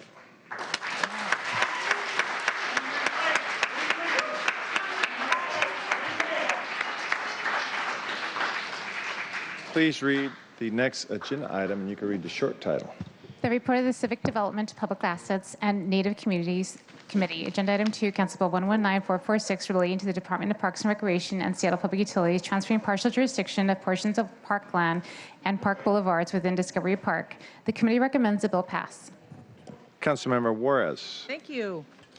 Thank you, Council President. So this is the Discovery Park. This bill transfers partial jurisdiction of portions of parkland and park boulevards in Discovery Park from Department of Parks and Rec to Seattle Public Utilities for maintenance and repair work. The bill also meets the requirements of Ordinance 118477, which adopted Initiative 42. The Committee on Civic Development, Public Assets, and Native Communities made a unanimous recommendation on January 24th that the City Council pass the Council bill. Thank you very much. Any comments on this bill? If not, please call the roll on the passage of the bill. Herbold? Aye. Johnson? Aye. Juarez? Aye. Mosqueda? Aye. O'Brien? Aye. Sawant? Aye. Bagshaw? President Harrell? Aye. 8 in favor, none opposed. The bill passes and the chair will sign it. Please read items 3, 4, and 5. You can read the short title, and then I'll say a few words before Councilmember Juarez speaks to the items. Agenda items 3, 4, and 5. Council Bill 119447 relating to the Central Waterfront Improvement Program and the LID improvements identified herein establishing local improvement district number 6751 and ordering and carrying out of the proposed LID improvements as a component of the Seattle Central Waterfront Improvement Program in accordance with Resolution 31812. The committee recommends the bill pass. Council Bill 119448 relating to the funding, operations, and management for Central Waterfront improvements, identifying philanthropic funding for construction and operations and maintenance and safety and security of public spaces on the Central Waterfront. The committee recommends the bill pass. Council Bill 119449 relating to the protest waiver agreement between and among the city, the Waterfront Park Conservancy, and certain property owners affected by the proposed Waterfront Local Improvement District. The committee recommends the bill pass. Thank you very much. Councilmember Juarez, let me say a few words before we introduce the base legislation. As we all know now, there has been an appearance of fairness doctrine challenge to 7 of the 9 council members. You do have at least one document in front of you that sort of gives you some ideas on how to respond to this, and I think we've been briefed by Central staff on how to respond to it. If necessary, I can bring Central staff back to the briefing table if necessary, and we can suspend the rules for further clarification. If not, what I am planning on doing is going down the dais, starting with Councilmember Johnson, since Councilmember Herbold was not alleged to have violated the doctrine, and have each councilmember then say on the record their position regarding the appearance of fairness challenge. And again, if you have any questions, I can suspend the rules and we can have that. If not, Councilmember Johnson, how would you like to respond to the appearance of fairness challenge? Thank you, Council President. There are 2 issues in the memo related to myself. The first of which is a series of briefings that council members entered into as part of the LID formation ordinance. This was a set of briefings I received by city staff related to the Office of the Waterfront around the revision of the total local improvement district amount, the commitment from the private philanthropy, as well as the framework on the operations and maintenance and other elements related to the proposed legislation. The Office of the Waterfront, by nature, was giving me technical information that I felt was necessary in order to make an informed decision, and was not stating an opinion of fact one way or another, either in support or in opposition to the formation of the local improvement district, but rather giving me, to use your phrase from earlier, a just the facts man kind of an approach. In addition, I disclosed that earlier on this year, in a private communication from a personal friend, that personal friend sent me a note in the mail here to my council offices, and that note expressed condolences about some issues that have been happening in my life. And in the middle of that note happened to also mention this friend's desire to see the LID not move forward. They are a ratepayer in downtown, and they did not want to see the LID assessment pass. I never engaged in any follow-on communication with that individual, but passively received that information. Based on advice from our council, they believed that it was important for me to disclose that passive receipt of that information, which I've done so as well. Based on these 2 issues, I don't believe that I should be conflicted out of these deliberations and this vote today, but wanted to cure these matters as was advised by both legal counsel and our central staff earlier today. Thank you, Councilmember Johnson. So am I hearing you state that you believe there's been no violation of the appearance of fairness doctrine, or in the alternative, or I should say that you believe you are not biased or prejudiced? Is that what I'm hearing you saying, sir? Yes, sir. I believe I fall into the former category as opposed to the latter category. Okay, very good. Councilmember Bagshaw. Thank you. I would like to build on what Councilmember Johnson just said. I have a unique experience because I am in District 7. I am within the local improvement district as proposed. My condominium is, as I've said, at ground zero at First and Spring. This has been known. I have done my best to disclose it at every meeting that we've had. I'm also have been advised by our ethics board and by Wayne Barnett. Prior to June 1st of this year, I was not able to participate in the meetings, nor could I vote. But as effective the 1st of June, our Council Bill 119254 changed our rules, allowing those of us who are elected by districts particularly if we had a financial interest, to disclose that financial interest, but to make sure that if I were to be taxed, it would be in the same proportion or percentage as everybody else within the designated area, and that is then the case of my husband and my participation in this going forward. Like Councilmember Johnson, I have been briefed by our city staff. At no time have I talked to proponents or opponents, and any emails that I have received have been subject to public disclosure and turned over. For those reasons, I do not believe that I am prejudiced on this. I will be taxed like others should this pass, and I do not have any bias or prejudice or preconceived notions coming forward on this. Thank you, Councilmember Bagshaw. Councilmember Johnson. Councilmember O'Brien. I love when you do. Thank you, Council President Harrell. Similar to the first point that Councilmember Johnson made, I did take meetings with city staff. Councilmember Johnson adequately described the content of those meetings, and I disagree with the challenge because I believe that I am not biased because of those meetings. I was gathering information and asking questions. Thank you. Councilmember Sawant. I did not personally have meetings of this nature. My staff had them, but that information was not communicated to me to the extent that it would violate the appearance of fairness doctrine. Thank you very much, Councilmember Sawant. Councilmember Mosqueda. Thank you very much, Mr. President. I disagree that I don't have the right to vote in this, so I very much want to explain the conversations that I had out of an abundance of caution. I recognize that this is a quasi-judicial matter, and as such, I have only had conversations relating to the operation and maintenance legislation, which again is one piece of the legislation that we will be discussing today. I've had conversations related to aspects of my support for the O&M legislation to include language around inclusive representation across the city on the board, the role that labor should have, the ability to have child care subsidies for those who are serving on the board. None of that relates to anything related to the assessments or any of the quasi-judicial aspects. Again, I want to be really clear. This is a conversation I've had with members of the community because I am a labor advocate. I am not bought by corporations, and I will continue to make sure that those voices have a role in sitting on all of our boards and commissions as a principle of myself as a council member, and I believe shared by many other councils up here. So there has not been a direct conversation about the LID assessment legislation or any other aspect that has been quasi-judicial, but out of an abundance of caution, I wanted to share that with you to be transparent. Thank you, Councilmember Mosqueda. Councilmember Mosqueda, I was just taking notes, mental notes, I should say, not physical notes. We are sort of in the A and B options on how we're dealing with this. And did you say that you just believe you're not biased or prejudiced because of the contact? A, I want to state on the record that I do not believe there's been a violation of the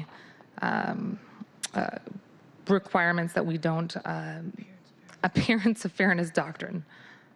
Thank you. Thank you, Councilmember. Do you need me to restate that for the record? No, I think Okay. we're fine. I think Okay. we're adequately fine. Councilmember Juarez. Thank you. Council President, I disagree with the challenge, and as chair of the Waterfront, I can confirm that this council member, myself, I believe that there has been no violation of the appearance of fairness doctrine because I've not had any quasi-judicial or substantive conversations regarding the assessment with any of the property owner community or the Office of the Waterfront and or the executive. I've spoken to no proponents or opponents. All discussions have been on the record in accordance with the Open Meetings Act. I've had meetings with city staff regarding, as Councilmember Johnson said, just the facts. And as you know, I've been shepherding this legislation in my committee for 3 years. And I can honestly and fairly state on the record there has been no violation of the appearance of fairness doctrine. Thank you very much. So what I've heard from 6 of the 7 council members that were challenged, that they disagreed with the challenge, and they stated their reasoning and their basis for disagreeing with the challenge. And for that basis, I'm concluding that we can proceed with a vote. But as Council Member Juarez describes the base legislation, I would encourage members of the central staff to signal to me that I've messed something up, and I can pivot in a minute. So unless we are comfortable proceeding, Councilmember Juarez, please introduce the legislation. It has been read into the record, and the short title is correct. Yes. Councilmember Juarez, you have the floor. Thank you. In regards to item number 3, Council Bill 119447, formation of ordinance number 6751, what I'll do is I'll talk about all 3 of them, and I'm assuming we'll come back and vote. This is the first of 3 bills that complete the proposed waterfront legislative package. This ordinance creates the waterfront LID, that's the Local Improvement District. The city has proposed at least 6,751 LIDs or local improvement districts, which is where that number comes from. LIDs are commonly used for funding, a funding tool governed by the state law by which property owners pay to help fund the cost of public improvements that directly benefit their property. The waterfront is Seattle's gem. If passed, the city will not only be able to see the waterfront park, but also fully enjoy what the waters of the Saddle Sea have to offer to our city. This ordinance allows the waterfront to serve all of Seattle and will include 20 acres of public space and an elevated pathway that reconnects the Pike Place Market in downtown to the waterfront. This ordinance creates the account in the city treasury to manage the waterfront LID funds. This ordinance also allows the use of bonds for financing. The Committee on Civic Development, Public Assets, and Native Communities made a unanimous recommendation on January 4th that City Council pass this council bill. I'll move to item number 4 now, Council Bill 119448, Operations and Maintenance. This ordinance lays out stipulations of the agreement totaling $712 million. Office of the Waterfront provided a helpful chart that explains which stakeholder is responsible for which amount of the $712 million pie. It also includes a 2-year pilot agreement in preparation for a long-term agreement with Friends of the Waterfront to operate and manage this public space. The committee recommended unanimously that City Council pass this council bill. Item number 5, Council Bill 119449, Protest Waiver Agreement. This public-private partnership provides a protest waiver agreement allowing a 30-day protest period upon potential adoption, and the mayor's signature of these items also followed by with a 30-day appeals period. I apologize for that. This creates the Waterfront Waterfront Conservancy, a Washington not-for-profit. It's a corporation for the property owner's rights to enforce obligations while also protecting legal representation for this group, similar to the functions of Friends of the Waterfront for the city. This is another example of this public-private partnership serving a complex yet thorough and balanced agreement for all parties to move forward in a waterfront for all. I want to thank Central Staff and the Office of the Waterfront for thoroughly briefing members of my committee and committee together and separately of Council for a thorough examination of each ordinance and how it impacts our city and its people. I've been working on this legislation since I got elected 3 years ago. My understanding is Councilmember Bagshaw has been working on this for 15 years. The Committee on Civic Development, Public Assets, and Native American Communities made a unanimous recommendation on January 24th that the City Council pass this council bill and City Council pass all 3 bills. Thank you. Thank you, Councilmember Juarez. Councilmember Bagshaw. Thank you. Councilmember Juarez, let's just start off by saying thank you to you and your team for both your legal and procedural sense. I know that it has been a lot on your shoulders, as you have also taken many other things that have to do with our civic projects this year, but you've done a super job, and I want to say thanks. I also want to recognize the people who are in the audience. I mean, I could just go left to right in the front, starting with Council Central Staff. Thank you for that, Dory and Angie. I appreciate it. Marshall and Joshua, my goodness, what you have done, the number of meetings that you have attended this year. I think there's people hiding back behind it. Heidi, thank you, Heidi Hughes and Jessica Murphy for the work that you've done, and not just the seawall, but activating the waterfront. I am truly grateful for what you have done, what I have been seeing. And I know Maggie Walker, I don't think she's back there, but appreciate what she has done around philanthropy of the waterfront community, bringing them together. And then the Wayback Machine, and this really does go back 15 years when I first started working with Allied Arts and shared Waterfront for All. David Yeaworth taught me the phrases like, we prefer green over gray. and the idea that we really were making this for all ages and abilities and looking for a revenue package that came together. I know that we have heard comments this morning or this afternoon. A number of my neighbors have let it be known, and of course all those are subject to public disclosure and have been turned over, that they're unhappy with having to pay additional taxes, that their property values are going up and they think that is enough. I understand, I know how people feel. Yet I will say that the vision for what these 20 blocks are going to be like, both impressive, acknowledging these natural resources that we have. Once this viaduct comes down, first of all, we know how much quieter it is the last 3 weeks, but building this waterfront for all is something that, frankly, I'm going to look back on and think my time on this council and as working with Allied Arts on that is one of the highlights of my career. And I do want to acknowledge many of the architects that did this for free in 2004 when we first did our design charrettes. And I'm just picking out a few: Alan Hart and Matt Rowe and Leslie Bain and Stephanie Bauer with her amazing illustration pen and John Fite. These folks were dedicating their time, their energy for free to show us what this could look like. And once I saw those illustrations, I knew that this was something that people would want to have, that words don't convey what the illustrations did and that vision. And I want to recognize people like Bob Donegan and Bob Davidson down on the waterfront. I mean, they have worked tirelessly, and I know that it's been hard as we've moved the seawall and we've moved the roadway and we brought Alaskan Way from one place over to another, and now they're going to go through another year of having the viaduct come down. But that said, it's going to be astonishing for businesses, for the aquarium, and connecting the aquarium to Pike Place Market and all the way up to Melrose. I can just envision what our city is going to look like when people can walk and be separated and have that green space that we want. And I do want to acknowledge that we taxpayers who live down there aren't the only ones who are paying for this. The state put billions of dollars in. The city has put in millions and millions, hundreds of millions of dollars. The port is also involved. The county has stepped up. And this local improvement district is a piece. And I know that $160 million is a significant piece. And to those of us who will be living down there and the businesses who are there, we're going to have a front row seat on this regional asset.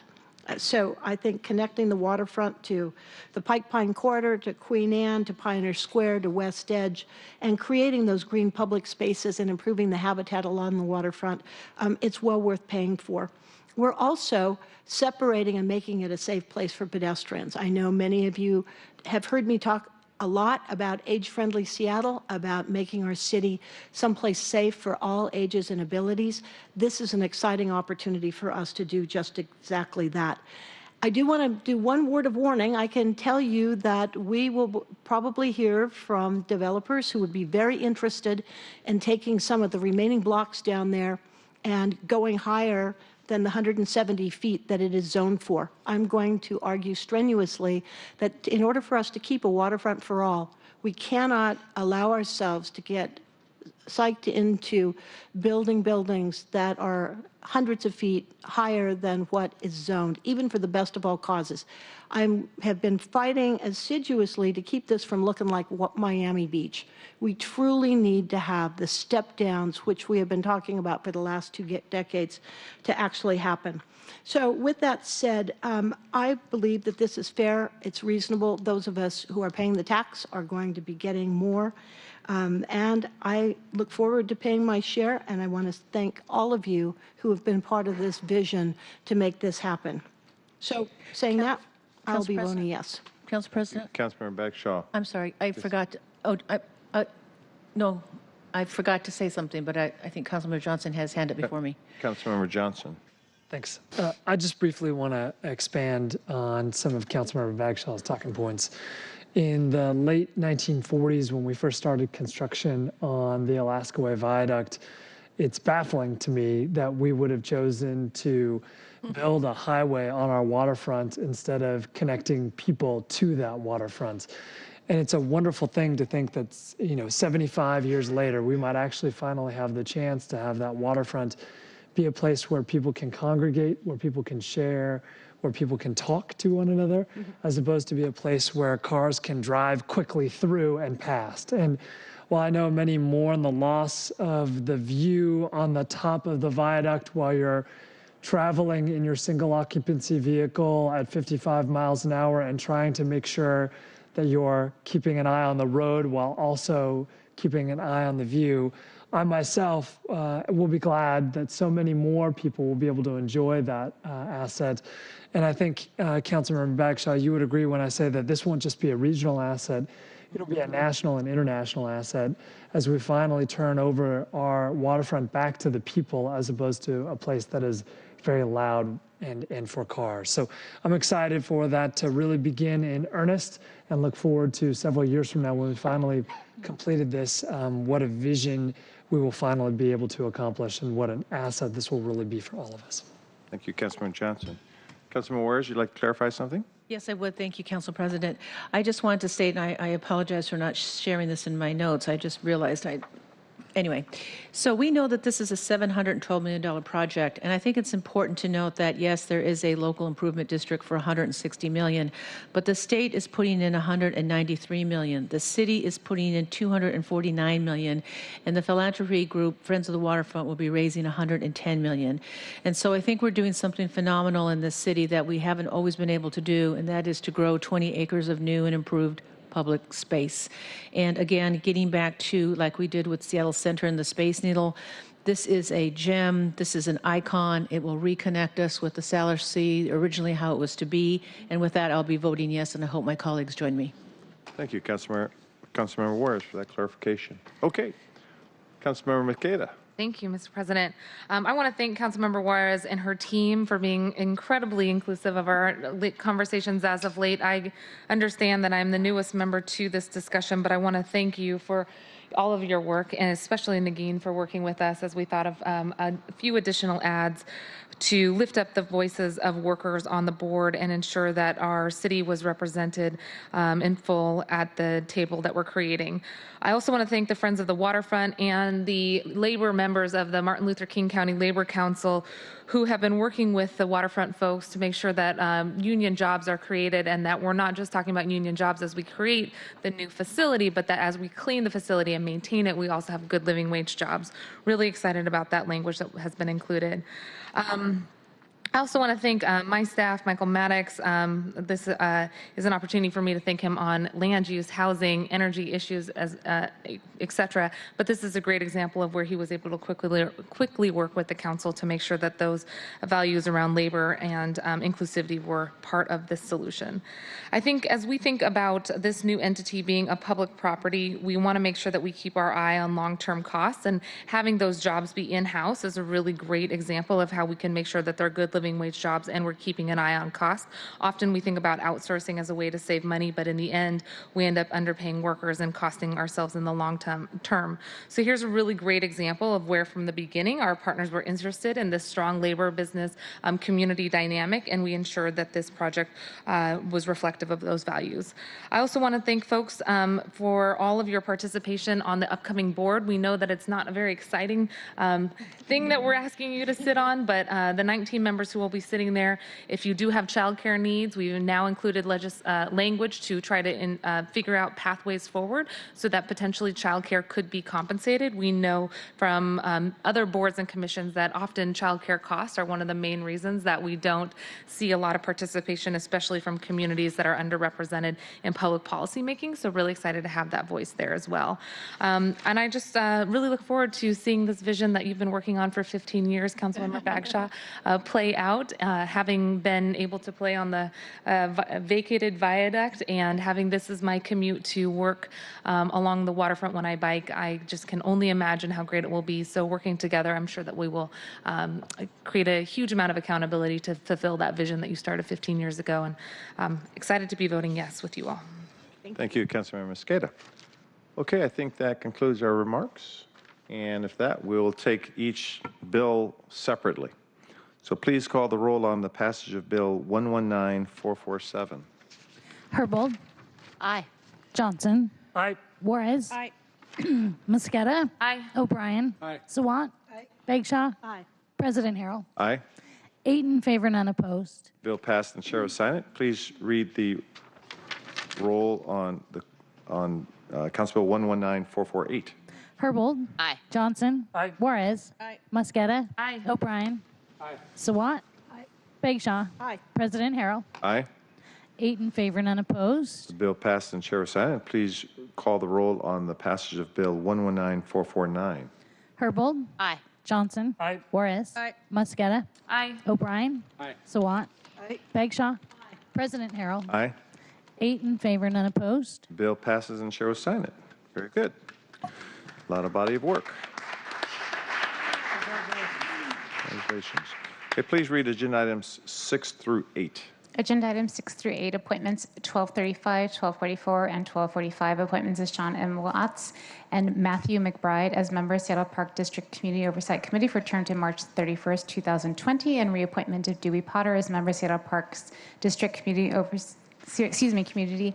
Oversight Committee for term to March 31st, 2021. The committee recommends the appointments be confirmed. Councilmember Juarez. Thank you, Council President. What I'll do is I'll read, Council President, do I do each one and then we vote, or would you have me just talk about all three and then vote? You could read all three, and then we can vote all at one vote to cover all of them. Okay, thank you. So we are excited that we have Mr. Sean Watts from District 5. Sean attended his interview at our committee meeting on January 24th. Sean's educational background in environmental science and a passion for community building will serve as an asset to the Oversight Committee. He has a strong commitment to and background in bringing communities of color to the table. Item number 7, Mr. Matthew McBride comes from West Seattle. Matthew is sponsored by Councilmember Herbold, so they would represent District number 1. I'm sorry, did I say 5? No, you said Oh, one. I said 1. Okay, good. He has a breadth of management experience and understanding of city operations with a specialty in emergency response and disaster recovery. I'd like to defer to Councilmember Herbold if she'd like to add anything. I just would like to thank you for giving me the opportunity to put forward an individual from District 1 who has a long history of public service and very much wanted to serve on this entity. So thank you. Thank you. All right, so we'll move along to item number 8, and that is Miss Dewey Potter. This is a reappointment. Miss Dewey Potter is sponsored by Councilmember Johnson from District 4. She has an impressive 36-year history with the city. She has a diverse breadth of experience and knowledge of how the city runs, including the Department of Parks and Rec. I should add all three appointees received unanimous vote to make sure that they're appointed to the board. And with that, I would defer to Councilmember Johnson if you wanted to add anything. Okay. With that, I would move that this council adopt all three, 2 appointments and 1 reappointment. Very good. Thank you, Councilman Moore. Is there any further questions? Those in favor of confirming the appointments, please vote aye. Aye. Aye. Those opposed, vote no. The motion carries and appointments are confirmed. Please read the report of the Finance and Neighborhoods Committee. The report of the Finance and Neighborhoods Committee, Agenda Item 9, Appointment 1246, reappointment of Angelique M. Davis as member, Civil Service Commission for term to December 31st, 2021. The committee recommends the appointment be confirmed. Councilmember Beckshaw. Thank you. Angelique Davis has been serving on our Civil Service Commission now for many years. This is a reappointment. She's a respected member of the bar, both here in Seattle and in Washington, D.C., and she is a distinguished educator and full-time professor in the Political Science Department at Seattle University. She is a resident of District 2, Council President Harrell, and currently is the director of the Global African Studies Program, pre-law program, at Seattle University, and we're very pleased to reappoint her to the Civil Service Commission and ask that her appointment be approved. Very good. Any further comments? Big fan of Ms. Davis, so I look forward to support this. Those in favor of confirming the appointment, please vote aye. Aye. Aye. Those opposed, vote no. The motion carries and her appointment is confirmed. Please read the report of the Housing, Health, Energy, and Workers' Rights Committee. The report of the Housing, Health, Energy, and Workers' Rights Committee, Agenda Item 10, Council Bill 119-353, relating to the City Light Department declaring certain real property rights surplus to the city needs of the City Light Department, authorizing the sale of an easement for sidewalk purposes to Snohomish County and accepting the payment of fair market value for the easement. The committee recommends the bill pass. Councilmember Mosqueda. Thank you very much, Mr. President. As you heard, this ordinance declares a certain piece of property no longer necessary for transmission line purposes and authorizes an easement to Snohomish County to build sidewalk over city light-owned property in exchange for payment of fair market value. I want to highlight again for the council that this parcel is not large enough for housing purposes and as such is not being retained under our disposition policies that the council passed last year, which would ask our council and the city to look at every parcel of surplus land and determine if housing can be built. If it can, then we would retain that property with the goal of creating affordable housing on that property. And this parcel is so tiny, it cannot accommodate that. So we are asking for your support in passing Council Bill 119353. Thank you very much. Any further questions or comments? If not, please call the roll on the passage of the bill. Herbold. Aye. Johnson. Juarez. Aye. Mosqueda. Aye. O'Brien. Sawant. Aye. Bagshaw. Aye. President Harrell. Aye. 8 in favor, none opposed. Bill passes and the chair will sign it. Please read agenda item number 11, the short title. Council Bill 119354 relating to the City Light Department accepting statutory warranty deeds. Committee recommends the bill pass. Councilmember Mosqueda. Thank you very much, Mr. President. This legislation authorizes Seattle City Light to accept a series of deeds in exchange for previously appropriated funds for environmental conservation and salmon habitat protection. This continues our commitment and City Light's ongoing effort to procure and preserve environmentally critical lands across Washington for permanent preservation, good for the environment and good for our city. Very good. Any further questions or comments? If not, please call the roll on the passage of the bill. Herbold. Aye. Johnson. Juarez. Aye. Mosqueda. Aye. O'Brien. Sawant. Aye. Bagshaw. President Harrell. Aye. 8 in favor, none opposed. The bill passed and the chair will sign it. That concludes our agenda. Is there any further business coming before the council? If not, we stand adjourned and everyone have a great rest of the day. Nice. Thank you for being here. Thank you very much.